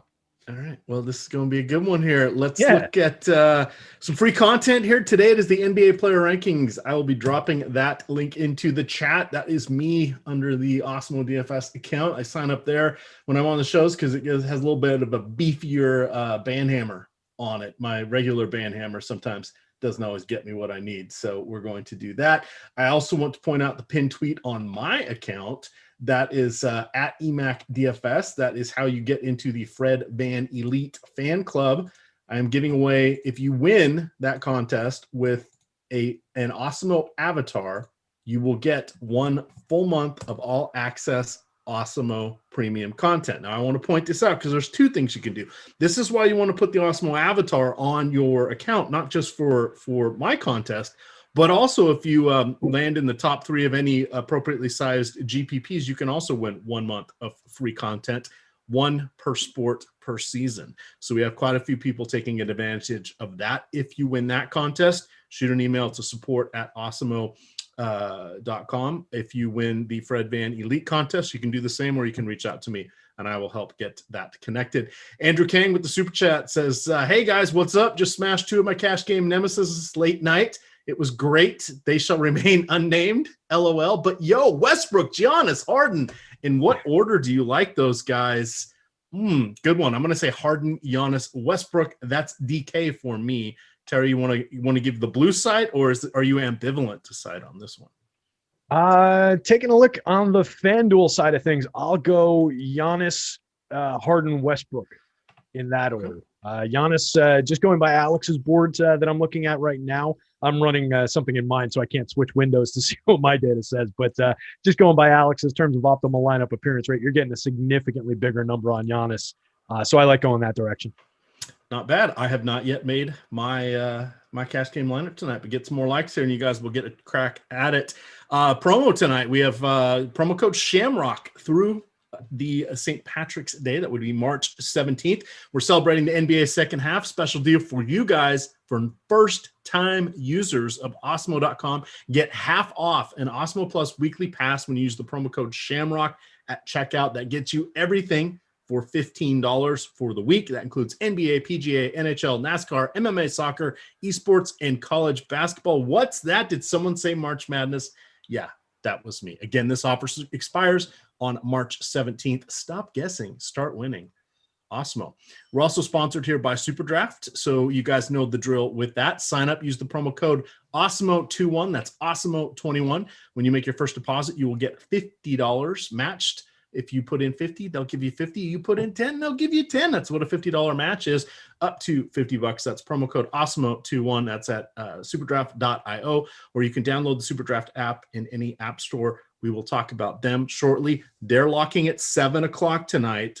There will be overlay on their site. That is intentional, but a lot of people forget that they think they go that extra half hour. They don't always. That would have cut them down to a 4-game slate, so they chose to go 7 games. We'll intersperse some SuperDraft content throughout the show here. But Terry, let's look at our first big news here. So Milwaukee at Washington. Milwaukee, nobody out. Washington has no Bradley Beal, knee/rest. No Davis Bertans. I know Greg is not watching. It's Davis, not Davis. Davis. What do you want to do here? Does this temper your enthusiasm for anybody on Milwaukee? Does it increase Bobby, remember me, Portis? What do you got here for us in this first game? Yeah, so I don't think it's really going to take too much off of the top for the Milwaukee side of things. I'm comfortable getting to those guys. I'm not really going to sweat the blowout, even with a couple of guys missing on the DC side. So get me all the Giannis I can handle, really. He's going to be in a good amount of my lineups at 11-3 on FanDuel. I think we can pay that freight. I don't think it's too much of a problem with a significant amount of value on the board. So we can go a lot of different directions to help ourselves get to Giannis. On the other side, love what it does for Russ Westbrook. I think it thrusts him immediately into relevance. He's got a big salary, but he's coming up as a pretty optimal play, and he's getting owned right around even money with where he's coming up optimal for us. So I've got him needing for this slate to get to I think I used 415 total. I've got him needing to get to about 62 FanDuel points, and we've got him projected at 51. So he doesn't have to do a lot beyond his raw projection. It's about a standard deviation or so away for him. So I think he can get there. I think he can do that for us when he's going to be the focal point of this offense and by far the best player on their team, and just get all the run that he can handle. So definitely like getting to both of those guys. I would have a decent amount of Chris Middleton as well. He's just the guy who's always in play for me. That said, he's coming up a little bit more owned than I'd like to see him. 7,500 at the small forward on FanDuel. I can use him more as a mix and match kind of a piece based on the ownership. Just jumping back over to the other sheet here. And let's see, you asked about Portis. Portis was in play. I was getting to, it was funny, when I was building lineups on the game plan show, there were a bunch of spots where it was like, all right, I'm getting to this guy, and now this other guy from that team is an obvious value, but there was backup starter considerations, and there was, the guys that cannibalize one another a little bit. That was happening quite a bit. And Portis is in kind of one of those spots. And it looks like he's come down a little bit since then, even. So he looks better on DK than he does on FanDuel. You can move him around the board, power forward and center eligible, and only 4,100 on DraftKings. But still only 11.7% optimal, and the public seems to be getting to him almost double that amount. So I'm not sure how much I like Portis, even with the a little bit better utility on DraftKings. All right. I do want to point out our number one play on SuperDraft is Russell Westbrook. He comes in with a 1.2 multiplier. That vaults him to the top of the list. Half a tick down is Kyle Lowry coming in with a 1.3 multiplier. And his Cantor is third with the 1.55 multiplier. And then Damian Lillard is fourth with a 1.15 multiplier. Why am I talking about multipliers? Because there is no salary over there on SuperDraft. 3 guards, 3 forwards, and a center. They do have some position flexibility amongst their players. There is no salary cap. Each player is assigned a multiplier. If you're Giannis Antetokounmpo tonight, you have a 1 multiplier, meaning what you see is what you get. It's a little bit of a whiff from there. The other guys have multipliers. 1.55 for Enes Kanter means if he scores 40 fantasy points, you multiply that by 1.55. That is his new fantasy total. Definitely check that out. What's the scoring system? It takes the best of DraftKings and FanDuel, put those hands together. So whatever the highest is on each of those sites, half-point bonus for 3-pointers, 3 points for blocks and steals, double-double and triple-double bonuses. Check it out. It's a lot of fun over there. Promo code Awesemo21 gets you $50 matched with your first deposit. We'll bring it up a little bit later. We'll give you 15 minutes of pure content starting now. We're almost at 500 likes, Terry. They're moving right along here. Spags did not crack the whip, but oh, I will. Detroit at Brooklyn. What do we got here? No, Dennis Smith Jr. He's in the health and safety protocol. Hamidou Diallo is pending a trade physical. He will be joining Detroit's Svi Mikhailiuk in a second-round pick headed over to OKC. Brooklyn will be without Kevin Durant for a couple more games, still dealing with a hamstring injury. Blake Griffin not feeling vengeful tonight. He will not be playing. And then doubtful, last I saw, was TLC. Don't go chasing that waterfall here. What do you want to do with Harden? He's so we have this, and by the way, you got a lot of love from Chris Spags on the last show. I don't know if you heard this part where he said, let's ask Terry what we want to do with not Luka Doncic one, Nikola Jokic. I did hear Sorny. We have Doncic in that same game. How do we position ourselves that we make sure we can do a swap to them? Do we? Does this scare you away? Would you rather just take the safety in James Harden? Take it away from the top, the tippy top, if you will. Yeah, can I just answer all that? I don't know. Or no. No? It's EMac and EMath. There we go. That was from the chat. Nice. Love it. So, it's an interesting spot, right? I think that on FanDuel, I'm going to be getting to Luka slightly more than I'm going to be getting to Harden. No. It came out the other way in this latest crunch. It's very, very close between the two of those guys, what I'm getting in terms of how much they're coming up. But neither one of them at their position is among the top few guys. So I'll have little drips and drabs of both of them in my lineups, but neither one's really a priority, just kind of based on how things shake out. I'm getting to a lot more Giannis. Let's see what else I'm getting to here. I'm getting a bunch of the value plays, obviously. I'm getting to some Chris Middleton, and then at the point, I'm getting to a ton of Kyle Lowry, a ton of Russ Westbrook, a ton of Damian Lillard. So I'm really spending up on those point guards, not really getting very much Luka. And similar story with Fox. I'm actually getting more Ricky Rubio than I am Fox or Luka in this crunch. So based on all of that, that's just across 772 lineups in the crunch right now. So I'm curious to see how it shakes out after I sort everything. I suspect that my highest owned point guards in that case would be Lowry, Westbrook, and Lillard in some order. They're very close together. And then a minimal share of Luka and a minimal share of Fox. And I'll take what I get of Ricky Rubio. I don't love that. But it's really close how those guys are shaking out between the two of them. And then at the center spot, since you mentioned Jokic, I'm getting 1% of him right now. I am not getting to him very much at all. My spend-up center appears to be going mostly to Karl Anthony Towns, but I was largely getting to Enes Kanter at the center spot, where he costs in kind of the mid-range. And just with everything on FanDuel is falling in kind of a weird shape today. So just with the way that salaries fall, Kanter makes a lot of things happen. We're spending up at the center spot and going all the way to Jokic, especially when he's questionable, makes things shakier in your overall construction. So you're starting out from a weak foundation and then thinking maybe we have to pivot from that weak foundation. You're either going to leave yourself a lot of work to do on that future pivot, or you're just going to be off on some weird tangent and making a direct replacement that's going to be building a really bad looking lineup.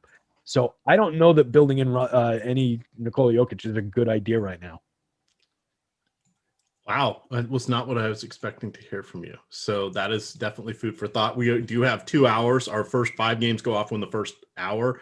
3 of them go off at 7, 1 at 7:30, 1 at 8, and then we have 2 hours till the next 2.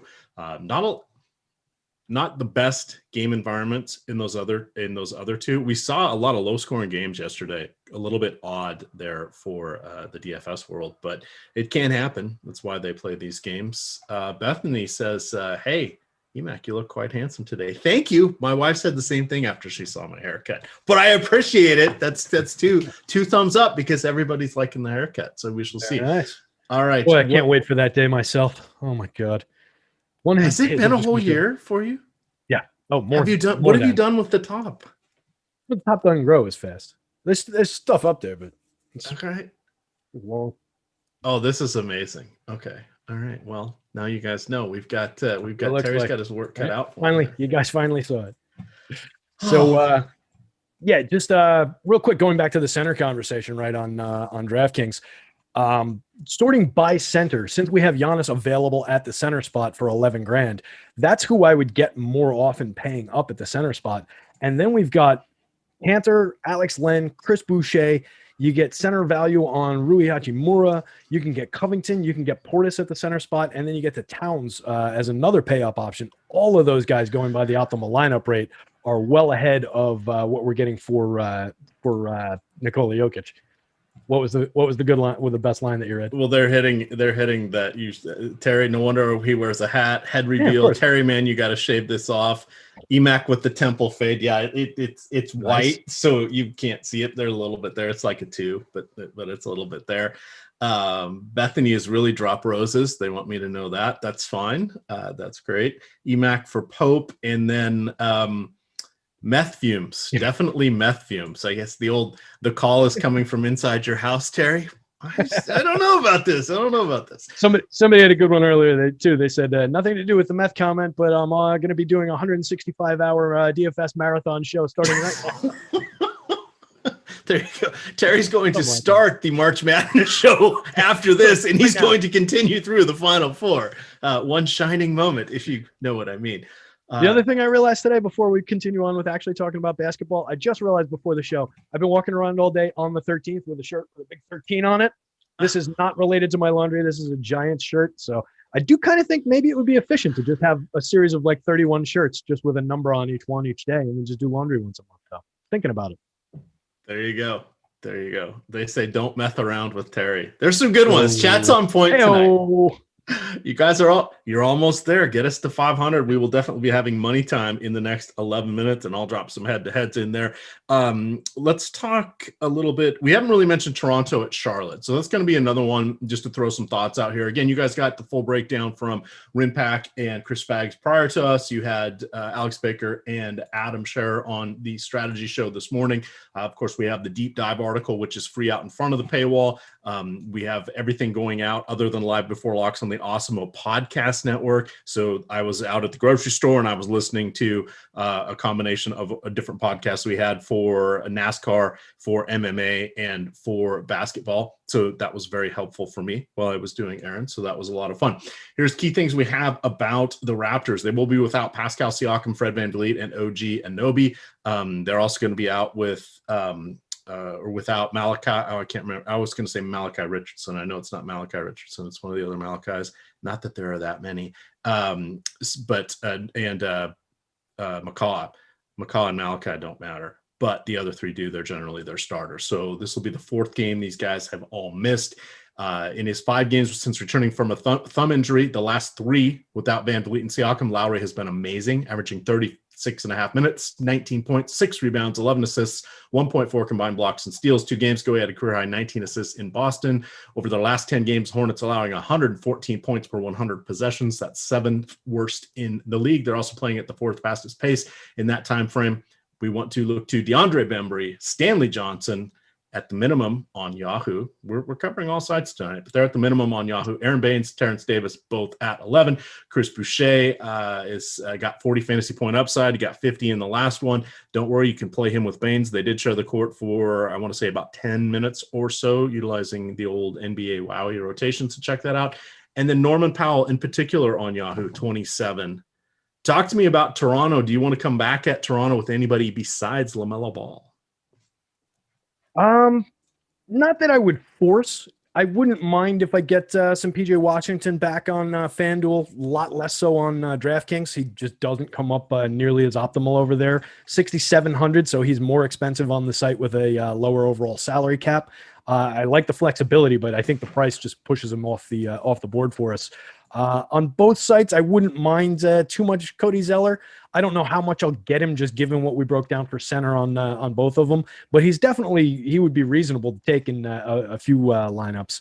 Everybody else kind of an also ran option, just mix and match them through a few drips of lineups. But everything is about the other side of this game for me. I'm getting to all of those players, having to block them from playing with one another in too many of these lineups. And it's all I can do to keep Toronto players out of my lineup in too much. But I'll have tons of them. They'll be my highest owned players on the slate pretty much across the board. All right. Malachi Flynn, how can I have forgotten that? He may not have actually made his debut yet this year. We'll have to see. Speaking of...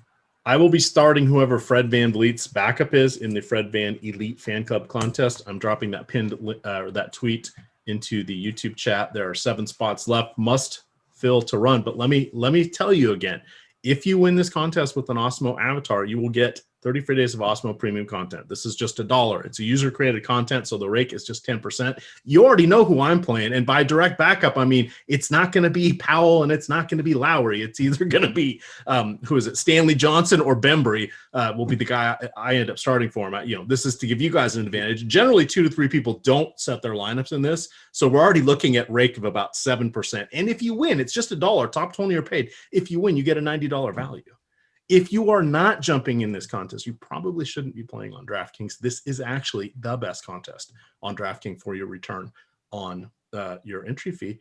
And by having that Awesemo avatar across a variety of sites, you can also win 30 free days of Awesemo premium content if you meet certain eligibility criteria. Just go to awesemo.com, look under the social media, click on Rep the Awesemo avatar, and it will tell you all of the details. Terry, you get to see a lot of people coming in asking for that. A lot of people taking advantage of that these days.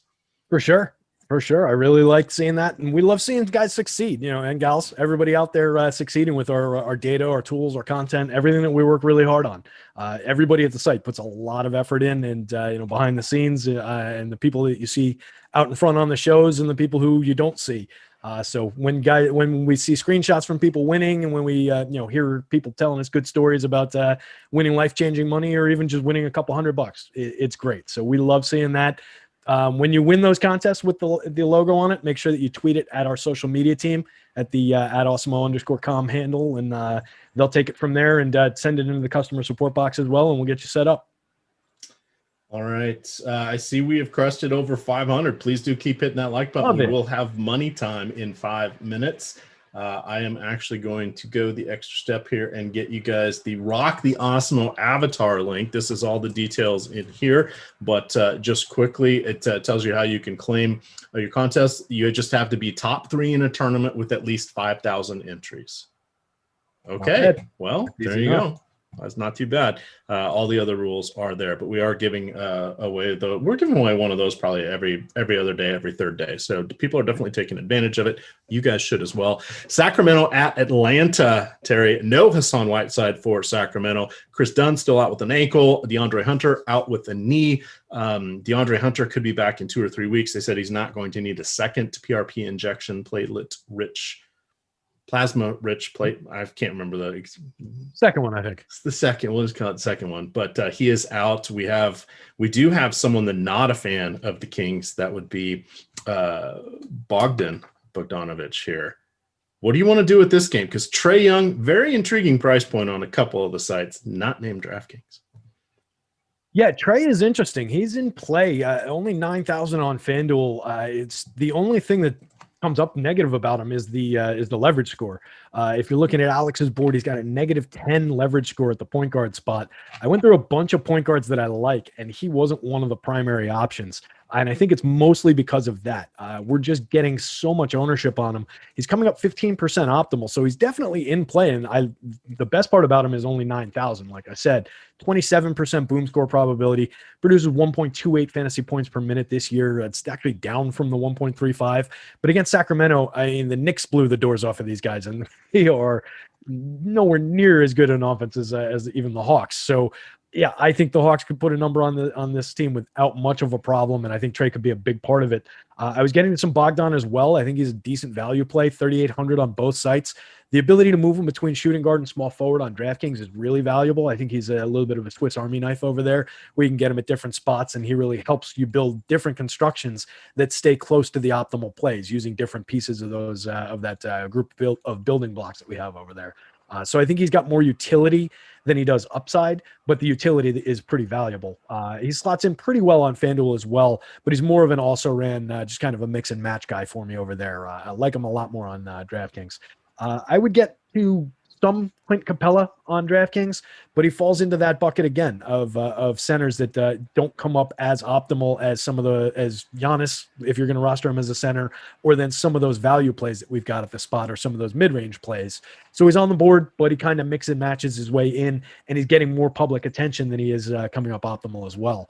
Out of the shooting guards and the small forwards, the guys on the wing, nobody really is jumping into extreme relevance. A lot of guys, can slot into a few lineups, mix and match their way out. The most prominent one of those probably going to be Danilo Gallinari for me.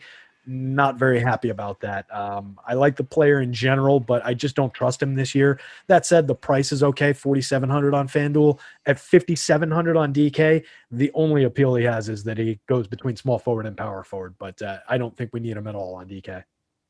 All right, the Fred Van Elite contest is filled. Thank you all for doing that. My 10 head-to-heads are in the DK lobby. $1 username EMac. Enjoy. You want to know who is probably going to be on a lot of my teams? Why, let me drop in the DFS building blocks article here.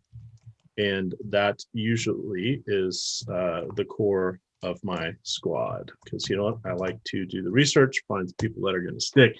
And it's usually those. I will be playing DeAndre Bembry since he is technically the shooting guard in the lineup. I don't want to play Norman Powell because, well, I want to play Norman Powell, but not in this contest because the whole point of this contest is to put one hand sort of behind my back and let you guys have a chance to win. Terry, we're 2 minutes away from money time. We just got a projection update. I'm waiting to see if we are getting a ownership update here so you guys can get everything hot off the press. In the meantime, we are 31 minutes away. I've got my lineups in for my other sports, Terry, and for my NBA tier. So all I've got is tonight's lineup. So we'll see. I'm sure it will still be a mad scramble, but here we go. I did want to mention from this game, we do have Trae Young as the 6th best play right now on SuperDraft, 1.25 multiplier. 7th best play, De'Aaron Fox, 1.3 multiplier. Get a little synergy having those guys square off. All right, 5 minutes ago, we did have an update. You guys got it for money time. It's not penny time. I don't know why Chris was being so mean. I only do 2 or 3 shows a week with him, but that's okay. Oh, penny time, like a collection. Wait for it. A collection of pennies, right? The smash pennies. You ever seen those? Yeah. My wife does gets them for me when she goes out traveling on her half marathons. So there you go. Nice. So maybe it is penny time. Huh? I didn't have you on the screen, so I didn't actually see what you were holding. Oh, do you have me now? There we go. I'll show you one more time. See? And there's even more room. I have more room. Right on. Very cool. Yeah, those are fun. They're always fun. Look, I have a few more here that I haven't put in the box. So I guess it is penny time. There you go. I like it. Oh, see, you guys might know this. Lemonade. I love it. Might recognize this guy. Jeff Mans with the frosted tips. I'm friends with a lot of people at the different sites, but that's what I like to tease him with every now and then. All right, so money time. It is number 1 for DK. Would you like to hazard a guess here? $3,700 player. What is it, Bembry?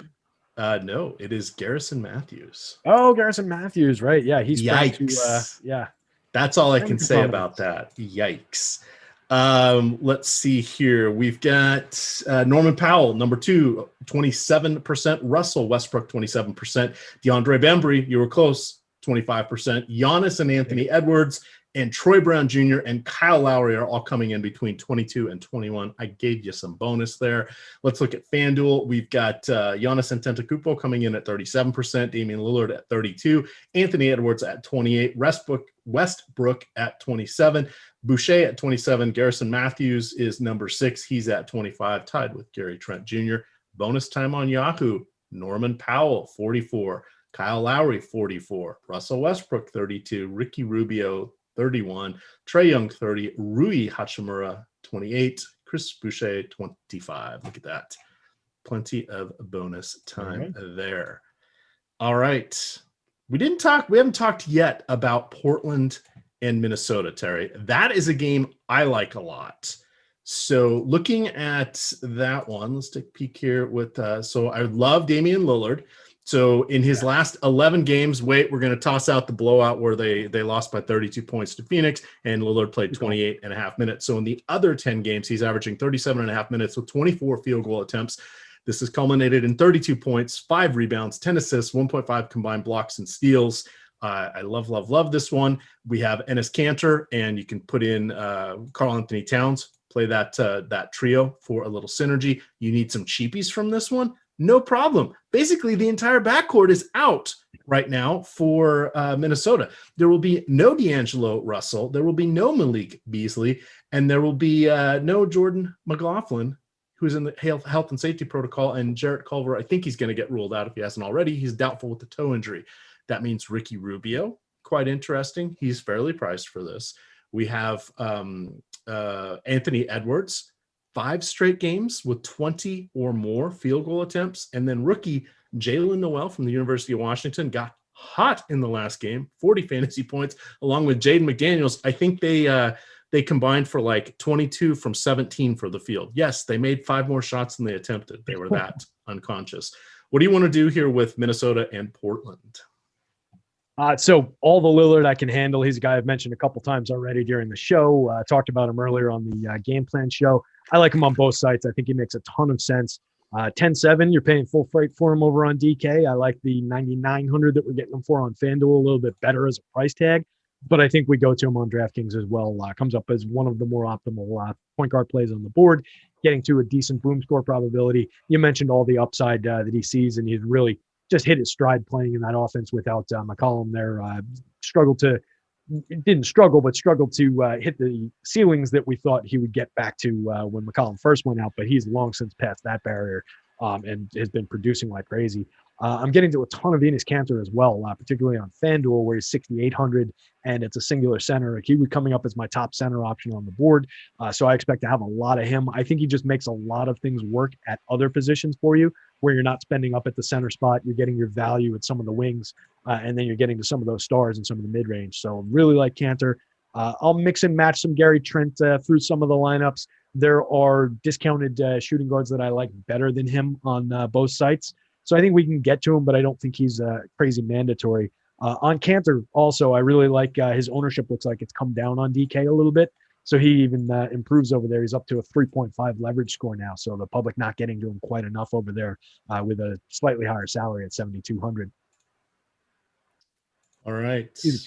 Let's see, chat's going a little bit off the rails. You guys got money time. We're giving the good picks here. We're mad that we don't have some value. We're mad that we're not getting anything substantial. Let's go change the word. There's some words that there's a nice little like Porky Pig moment there. I can read certain words and they throw me off, but if I'm just going to say it, it's not a problem. You know, like supercalifragilisticexpialidocious, stuff like that. If I tried to read it, it would never work. But you can say things. Mixoflex. Remember that one? What was that last? Mixoflex? I don't know what that one is. Something like this is Superheroes Justice League. He was a character that they had to trick him into saying his name backwards or something like that. Oh, weird. And that one doesn't ring a bell. Be banished back to his home planet or nice. Something along those lines. Good reference. You snuck a comic book reference past me. Vaguely think. Well, this was the cartoon, the TV cartoon, the Super Friends. Yes. Although I think it was technically called the Justice League, one of the various iterations. I think this was before we had the Wonder Twins. Gleek. Yeah. There we go. It's Green Lantern. Oh, is it the Green Lantern? Is it his arch nemesis, the guy who wears yellow and has the other ring that does basically green? You remember that, right? They each had their like arch rival, like Bizarro was Superman's arch rival, and whatever. I'm mixing the cartoons, but She-Ra and they had the Native American guy that would get really big, and the bad guys had the girl or the woman that would get really the Amazonian.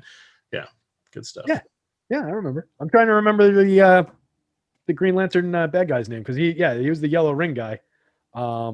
Not Mephisto. That was what jumped into my head, but it's something along those lines. But anyway, we'll get there.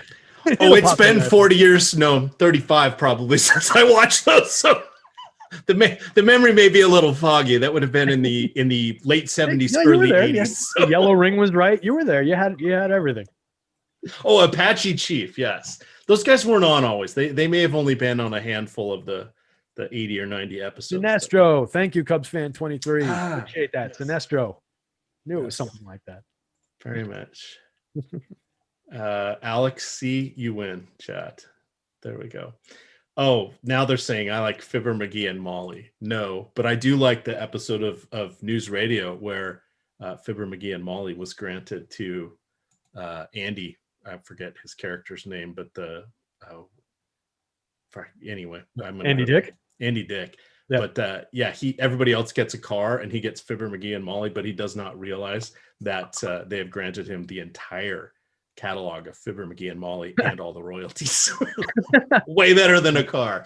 All right, so back to the show. 22 minutes, not to fear. was uploading some stuff here.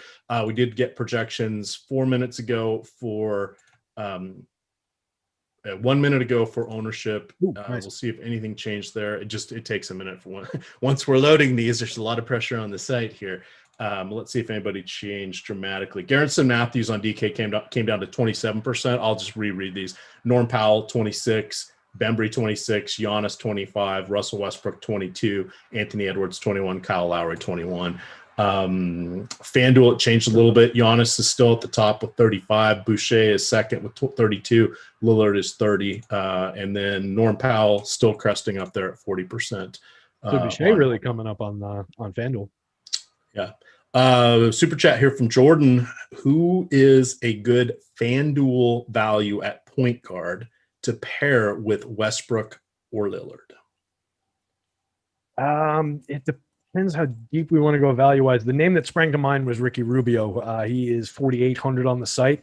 If you wanted to go deeper than that, same team and kind of a viable pivot from Rubio at slightly less ownership, you could go to Jalen Noel for 3,600.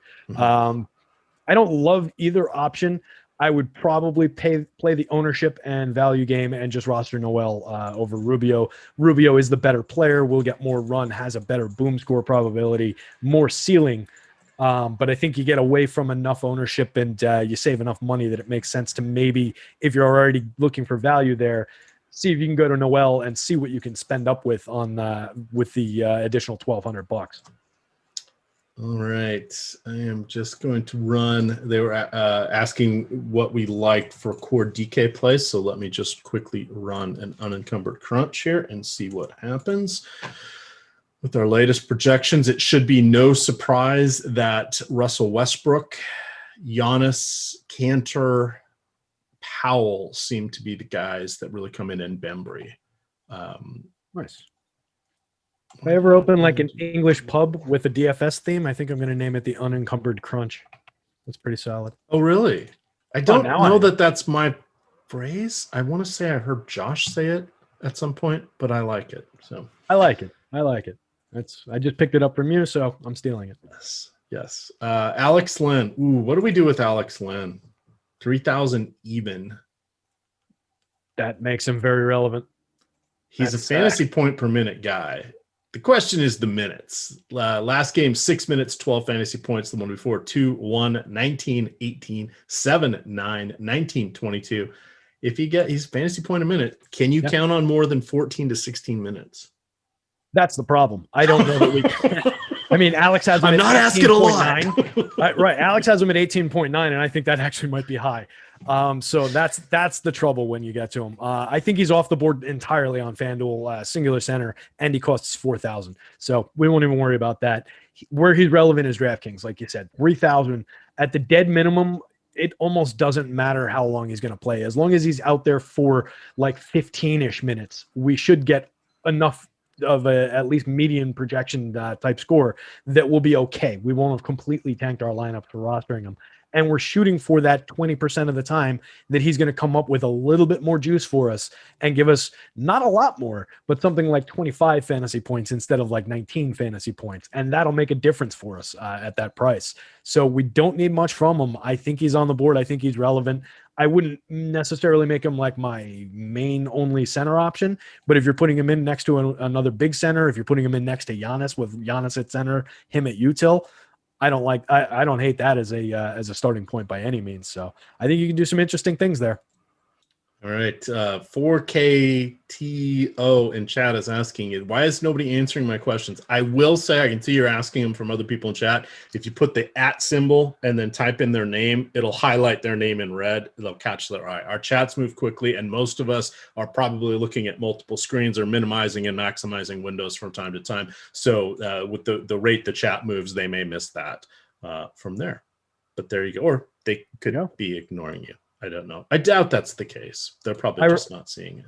I don't answer things because I rely entirely on EMac to tell me what the questions are because I'm clicking between way too many windows too frequently. Yes, we don't want to risk things. All right. Well, always happy to answer questions. And by the way, everybody, just if you're in Slack, feel free to DM me anytime. Questions about DFS. I love talking shop, so we're always in there. That goes for a lot of the guys from the site, but me in particular, I'm around. So feel free to DM me, TMcB74 in our Slack. Questions about the site, how to find things, how to, just general DFS stuff. I'm available. I want to, we're always looking for ways to perfect the experience at the site for you guys. And I think a little bit of availability on our part goes a long way. So hit me up anytime. All right. We had a question. How do you, we kind of hit on it, but this will be a two-part, two completely unrelated players. Bogdan Bogdanovic, how do you feel about him? Where do you think his minutes come in? And then Karis LeVert, just say no on DK, but 3,900 on FanDuel, if memory serves.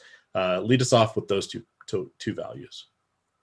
Yeah, so I like Bogdan better on DraftKings, where you're getting him at 3,800, and you can move him between the shooting guard and the small forward, which puts him on the board at so many different spots in your lineup that he's just got a ton of utility. I talked about it earlier, and in our most recent update, it actually looks like his ownership came down or his optimal went up. I don't remember exactly what they were before, but we get a nice leverage number on him now. So he's a guy I don't really care too much about any kind of extreme upside from him. He's got a 10% boom score probability, a 20.4 median projection for DK.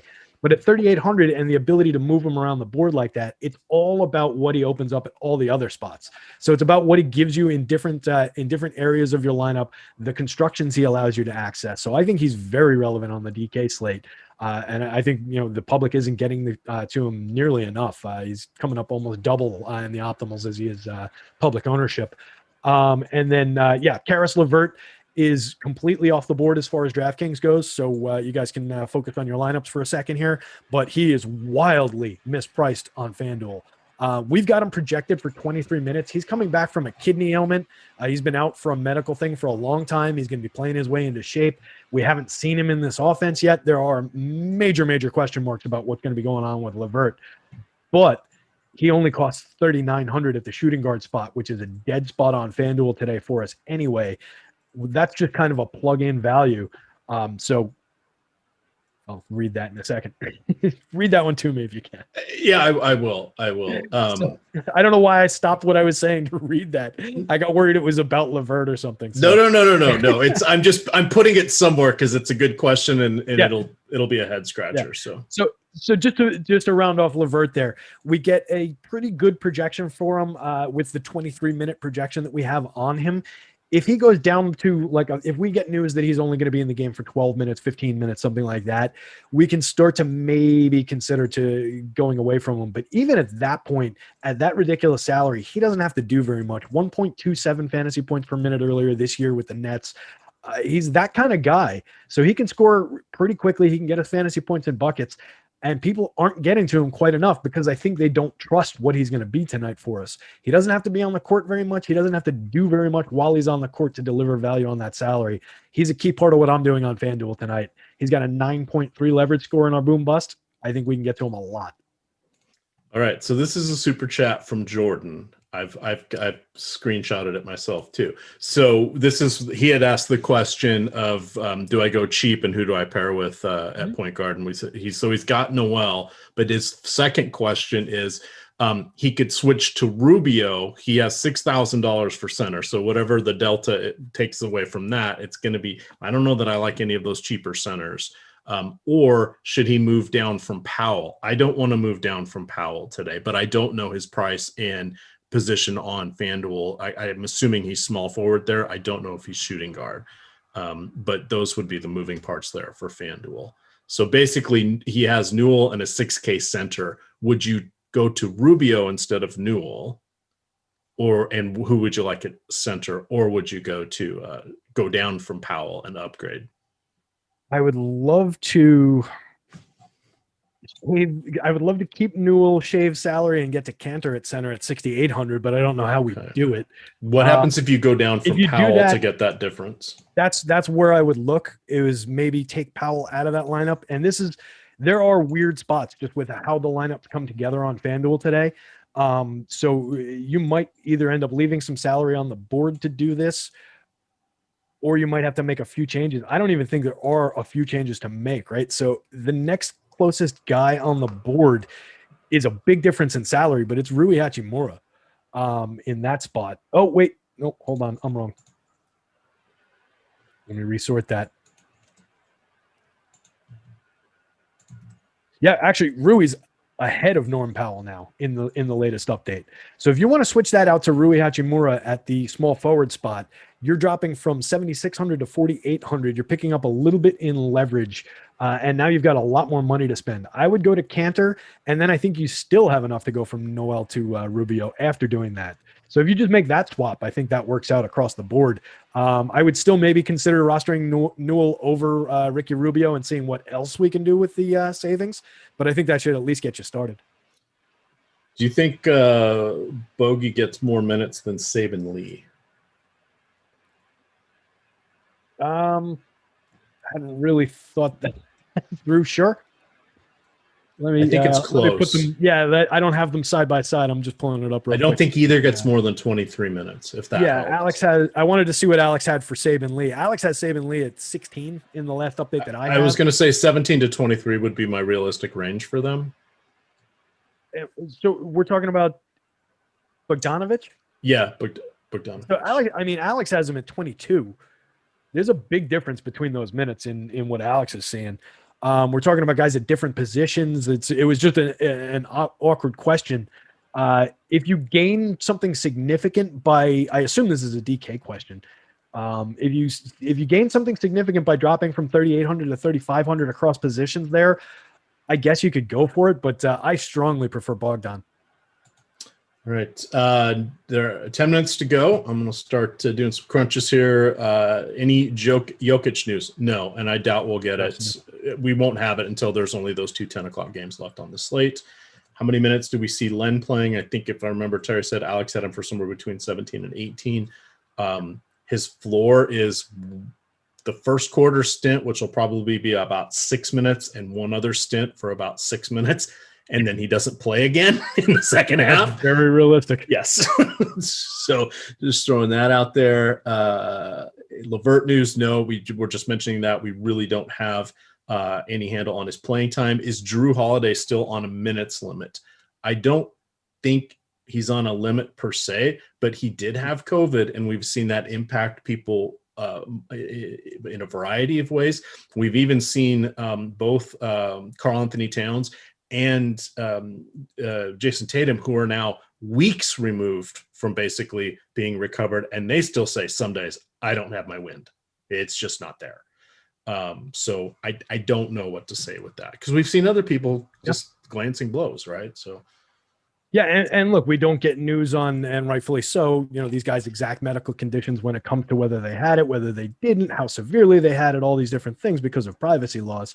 So we're making our best educated guesses, but we can look at this as an extreme version of a guy, maybe having to play his way back into shape.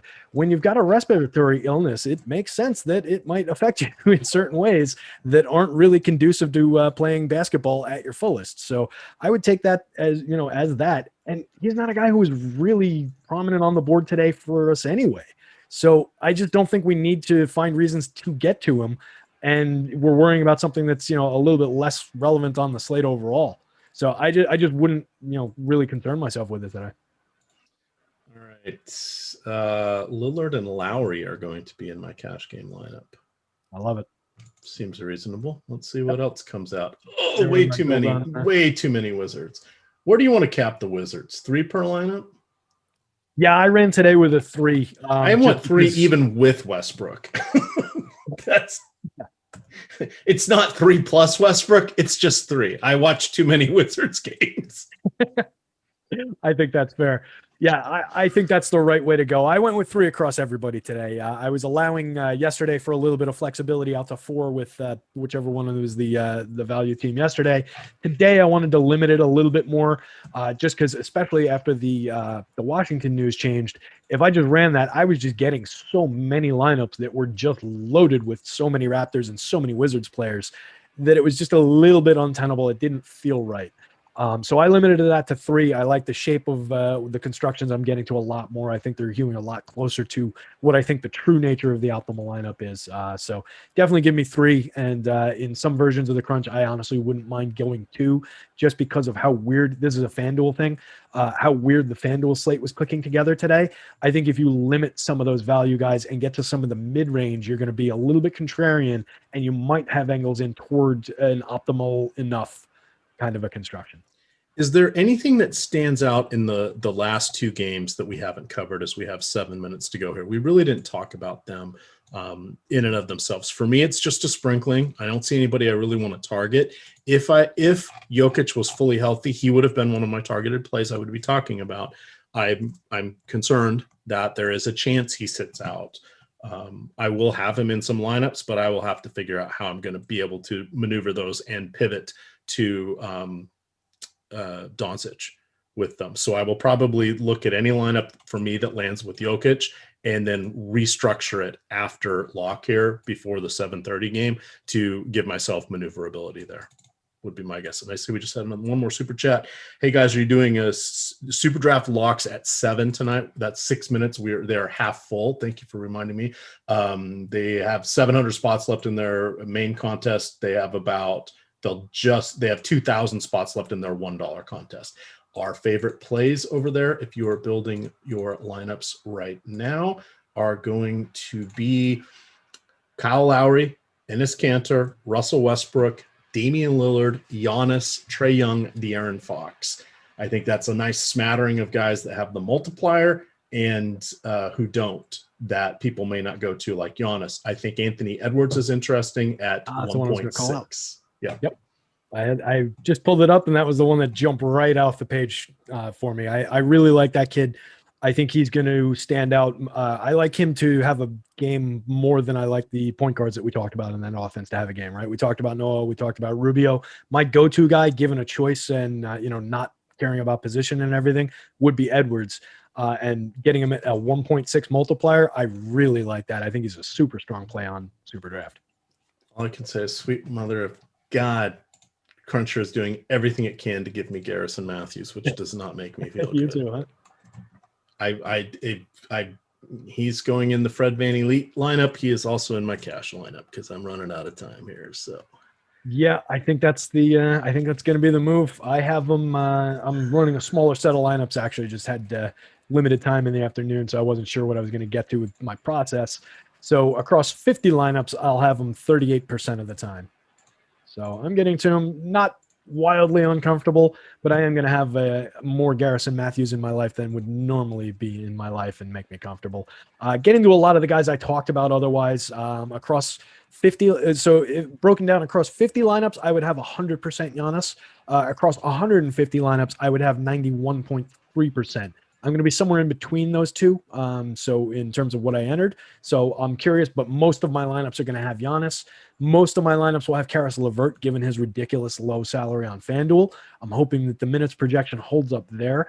Getting to a ton of Chris Boucher, getting to a ton of Kyle Lowry, Rui Hachimura, who I mentioned, and then my top center by far is Enes Kanter, which we talked about, and just really like his upside today. Really like the price. I think he falls into a perfect range where he just makes all those other things happen. So combining him in the mid-range with some of those value plays on the board allows us to roster some of the other stars together. So you can get to lineups with both Giannis and Russell Westbrook in them. You can get to lineups with Russ Westbrook and Lillard, Giannis and Lillard, various combinations of these different guys. So I kind of like the shape of how these things came together today for me. all right, I'm going to hit some crunching, do some crunching here, see what happens, because I only got 3 minutes to go. Yikes. All right. So a question just popped up from Stephen Holm, sent me a DM saying, asking a question about Fantasy Cruncher, which is something that people do all the time, asking, it sounds like we crunch way more lineups than we actually use.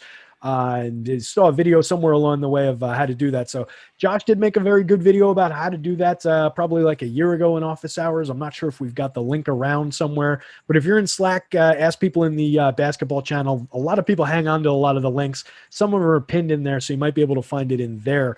But what we do there is basically build a sorting table in Excel where it's takes our export from Fantasy Cruncher, puts it into Excel, strips the player numbers off of it, and then searches them against things like Alex's projection, ownership product, boom score probability, or target score probability, various factors like that, and then gives us the top 150 of those combined factors. We can weight them if we want to. So everybody does it a little bit differently, but that's generally what we're talking about. It's nothing crazy. It's pretty easy to build. So maybe in one of these upcoming game plan shows, I'll dedicate it to a little bit of Excel school, and maybe we'll look at how to build one of those out in the coming weeks. No promises, though, but that's how we do that, Stephen. All right. Yikes. No De'Aaron Fox. That's no bueno. Yeah, I really like Fox today. I don't know how much of him I got to either. He wasn't coming up a ton for me. He's in like the less than 10%. Just was not popping to the top of the board like the Lillards and the Westbrooks of the world. On DK, I would flex him in a little bit more probably. All right. Oh, this is gonna be tight. Getting this one in. You got this. Confident. Is the heartbeat up? Is the heart rate up? Yeah, we've got. We're feeling alive right now. Love it. Part of the ride, right? Now, the key thing everybody should know is I did set all my lineups for the 7:30 or later games, but I don't want to miss out on the Wizards here, and that's going to be a big part of everybody's night.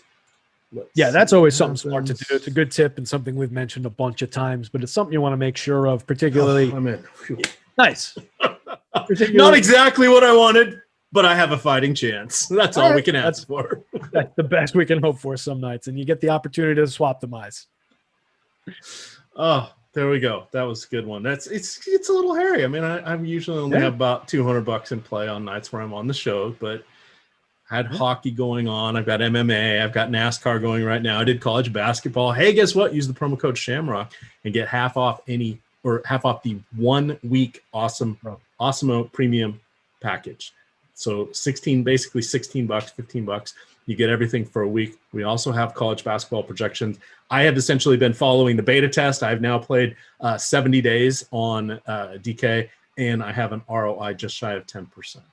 So they're worthwhile. I've lost many players to COVID, late scratches, etc. They're only getting better as we've been in the conference playoffs, and we have more minutes, and rotations have been shortened, and news has been a little bit more plentiful. So I figured that's going to be the case as we go into March Madness. I'm looking forward to using these. These are done by Matt Kajeski. He's up at 4 a.m, starting in on the projections. Almost always on the weekday, they're posted by 8 a.m. That's usually when I make my lineups, and then I try to circle back and see if anybody has a big red question mark next to their name. But they're very, very good projections. That's why we've moved them behind the paywall. So we also have free, I think we still have some free recommended college basketball play articles in front of the paywall. We, of course, have everything over on the betting site, and March Madness is going to be awesome. So here, all right. Bars has asked me a question. I'm going to mention this because I want you guys to know how relatively easy this has been. Now, things are going to get a little tougher as we go into March Madness, but he says, hey, man, you got any tips for college basketball? I've been doing all right, but I find it hard to build lineups without ownership. Okay, that's great. We used to have to do this back in the old days before we had optimizers. But yes, you don't always know what the ownership is.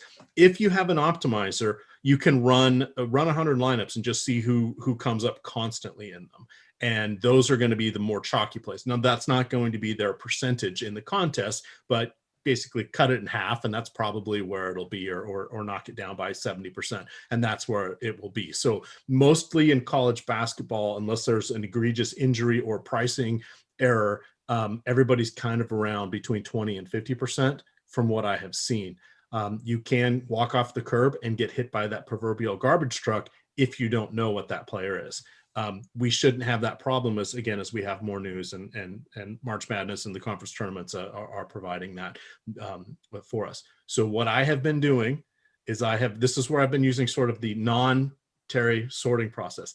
I set everybody to 50%, and I've evolved this throughout the time. I tried 40, I tried 60, I tried doing different percentages with point per dollar. I've only been playing on DK. But what I do is I set it 3 uniques, 20% randomness, and then if I'm playing 10 lineups or 20 lineups, I crunch double that. And I have everybody capped at 50%. And then what I do is I come through and I say, okay, well, if I take just these best 10 lineups, what is that doing? Now, I don't want to ride with anybody at 80%, but I can start to see what's the construction look like. Where is it at? Maybe I'm picking a couple lineups that look good, or I say, oh, this game looks like a good game. Now I'm going to kill, 10 of these lineups because I'm building 20. Now I'm going to lock in 3 players from that game, one or two on each side, and try to build a couple lineups for that. Okay, did that. Now that goes. Now I got 13 lineups. Now what am I going to do with the other 7? So I let the optimizer do the heavy lifting. But for me, there's really no preconceived notions, because I don't know who most of these players are. And my college sucks. So I get excited when there's somebody from the University of Washington on my team. They really shouldn't be, because they're not that good. Yet somehow in the conference tournament, they scored 93 points or something and still lost to Utah. Yikes. They gave up like 95 or something. It was 90, 95. It was horrible. Wow, that's a monster game, though, for college. There's also the Matt Gajewski article, and I can't remember if it's pay or if it's free, but use that. Those are going to be the best plays, because he writes up people at all the different price points. Yes, occasionally some of them will be scratched because we don't have all the best news, but he's picking, and by being scratched, it's going to be key players that are getting scratched, not, oh, he might play, he might not play. It's like, oh, shit, this guy's out. That's the kind of players he puts in that article. And he puts it at the 3 tiers: high, low, or high, medium, and low. Those low plays tend to be the good chalky plays. The people that know what they're doing know those plays. The people that are just kind of guessing, they're not. Those plays are not on their roster.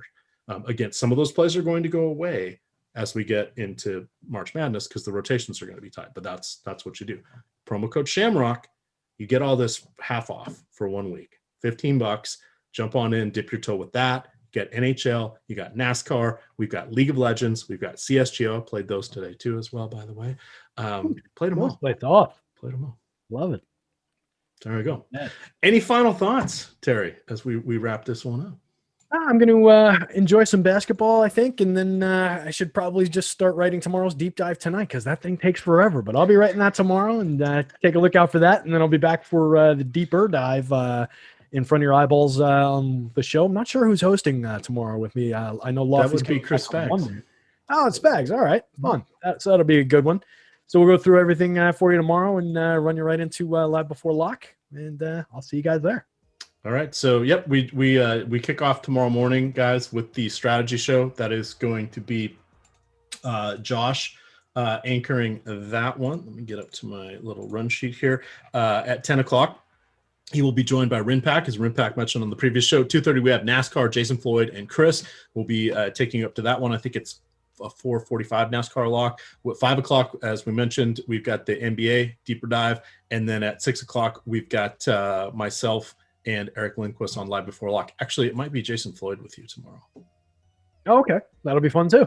There you go. Jason and I did our first show. It's like a spring training for coming up on baseball. We did a bunch of shows for baseball, and then we hadn't seen one another even via Zoom or anything in several months, just while everything else was off. But that'll be fun. All right. Well, with that, gamers, we're going to get on out of here. You can follow Terry at DigitalB21 on Twitter. I am at EMac DFS. Check out the pinned tweet. Some of you guys said, I missed getting in on the Fred Van Elite fan club. Click on that, the link in there. It'll take you to join our DK page or our DK league, and you'll get notified as soon as I create those contests. I'm going to do them every time Toronto's on the slate. Must fill to run, so I do appreciate people hopping in there. But we have 1,600 people in that DK group, so generally they tend to fill without a little bit of a helping hand. But we had our first one miss on the season 2 nights ago. Oh, Terry. did it? I was a little sad. Didn't realize that. Sad. I was tweeting, trying to chase people down, but I was busy at work, so I didn't get the retweets out. So. It came close. Give me a heads up next time, or involve the news god. He can get the word out for us. He can go out there and beat people about the head with his Twitter and gin up some interest. He is good at that. All right, gamers. With that, follow the Awesemo _CO on Twitter handle. Good luck.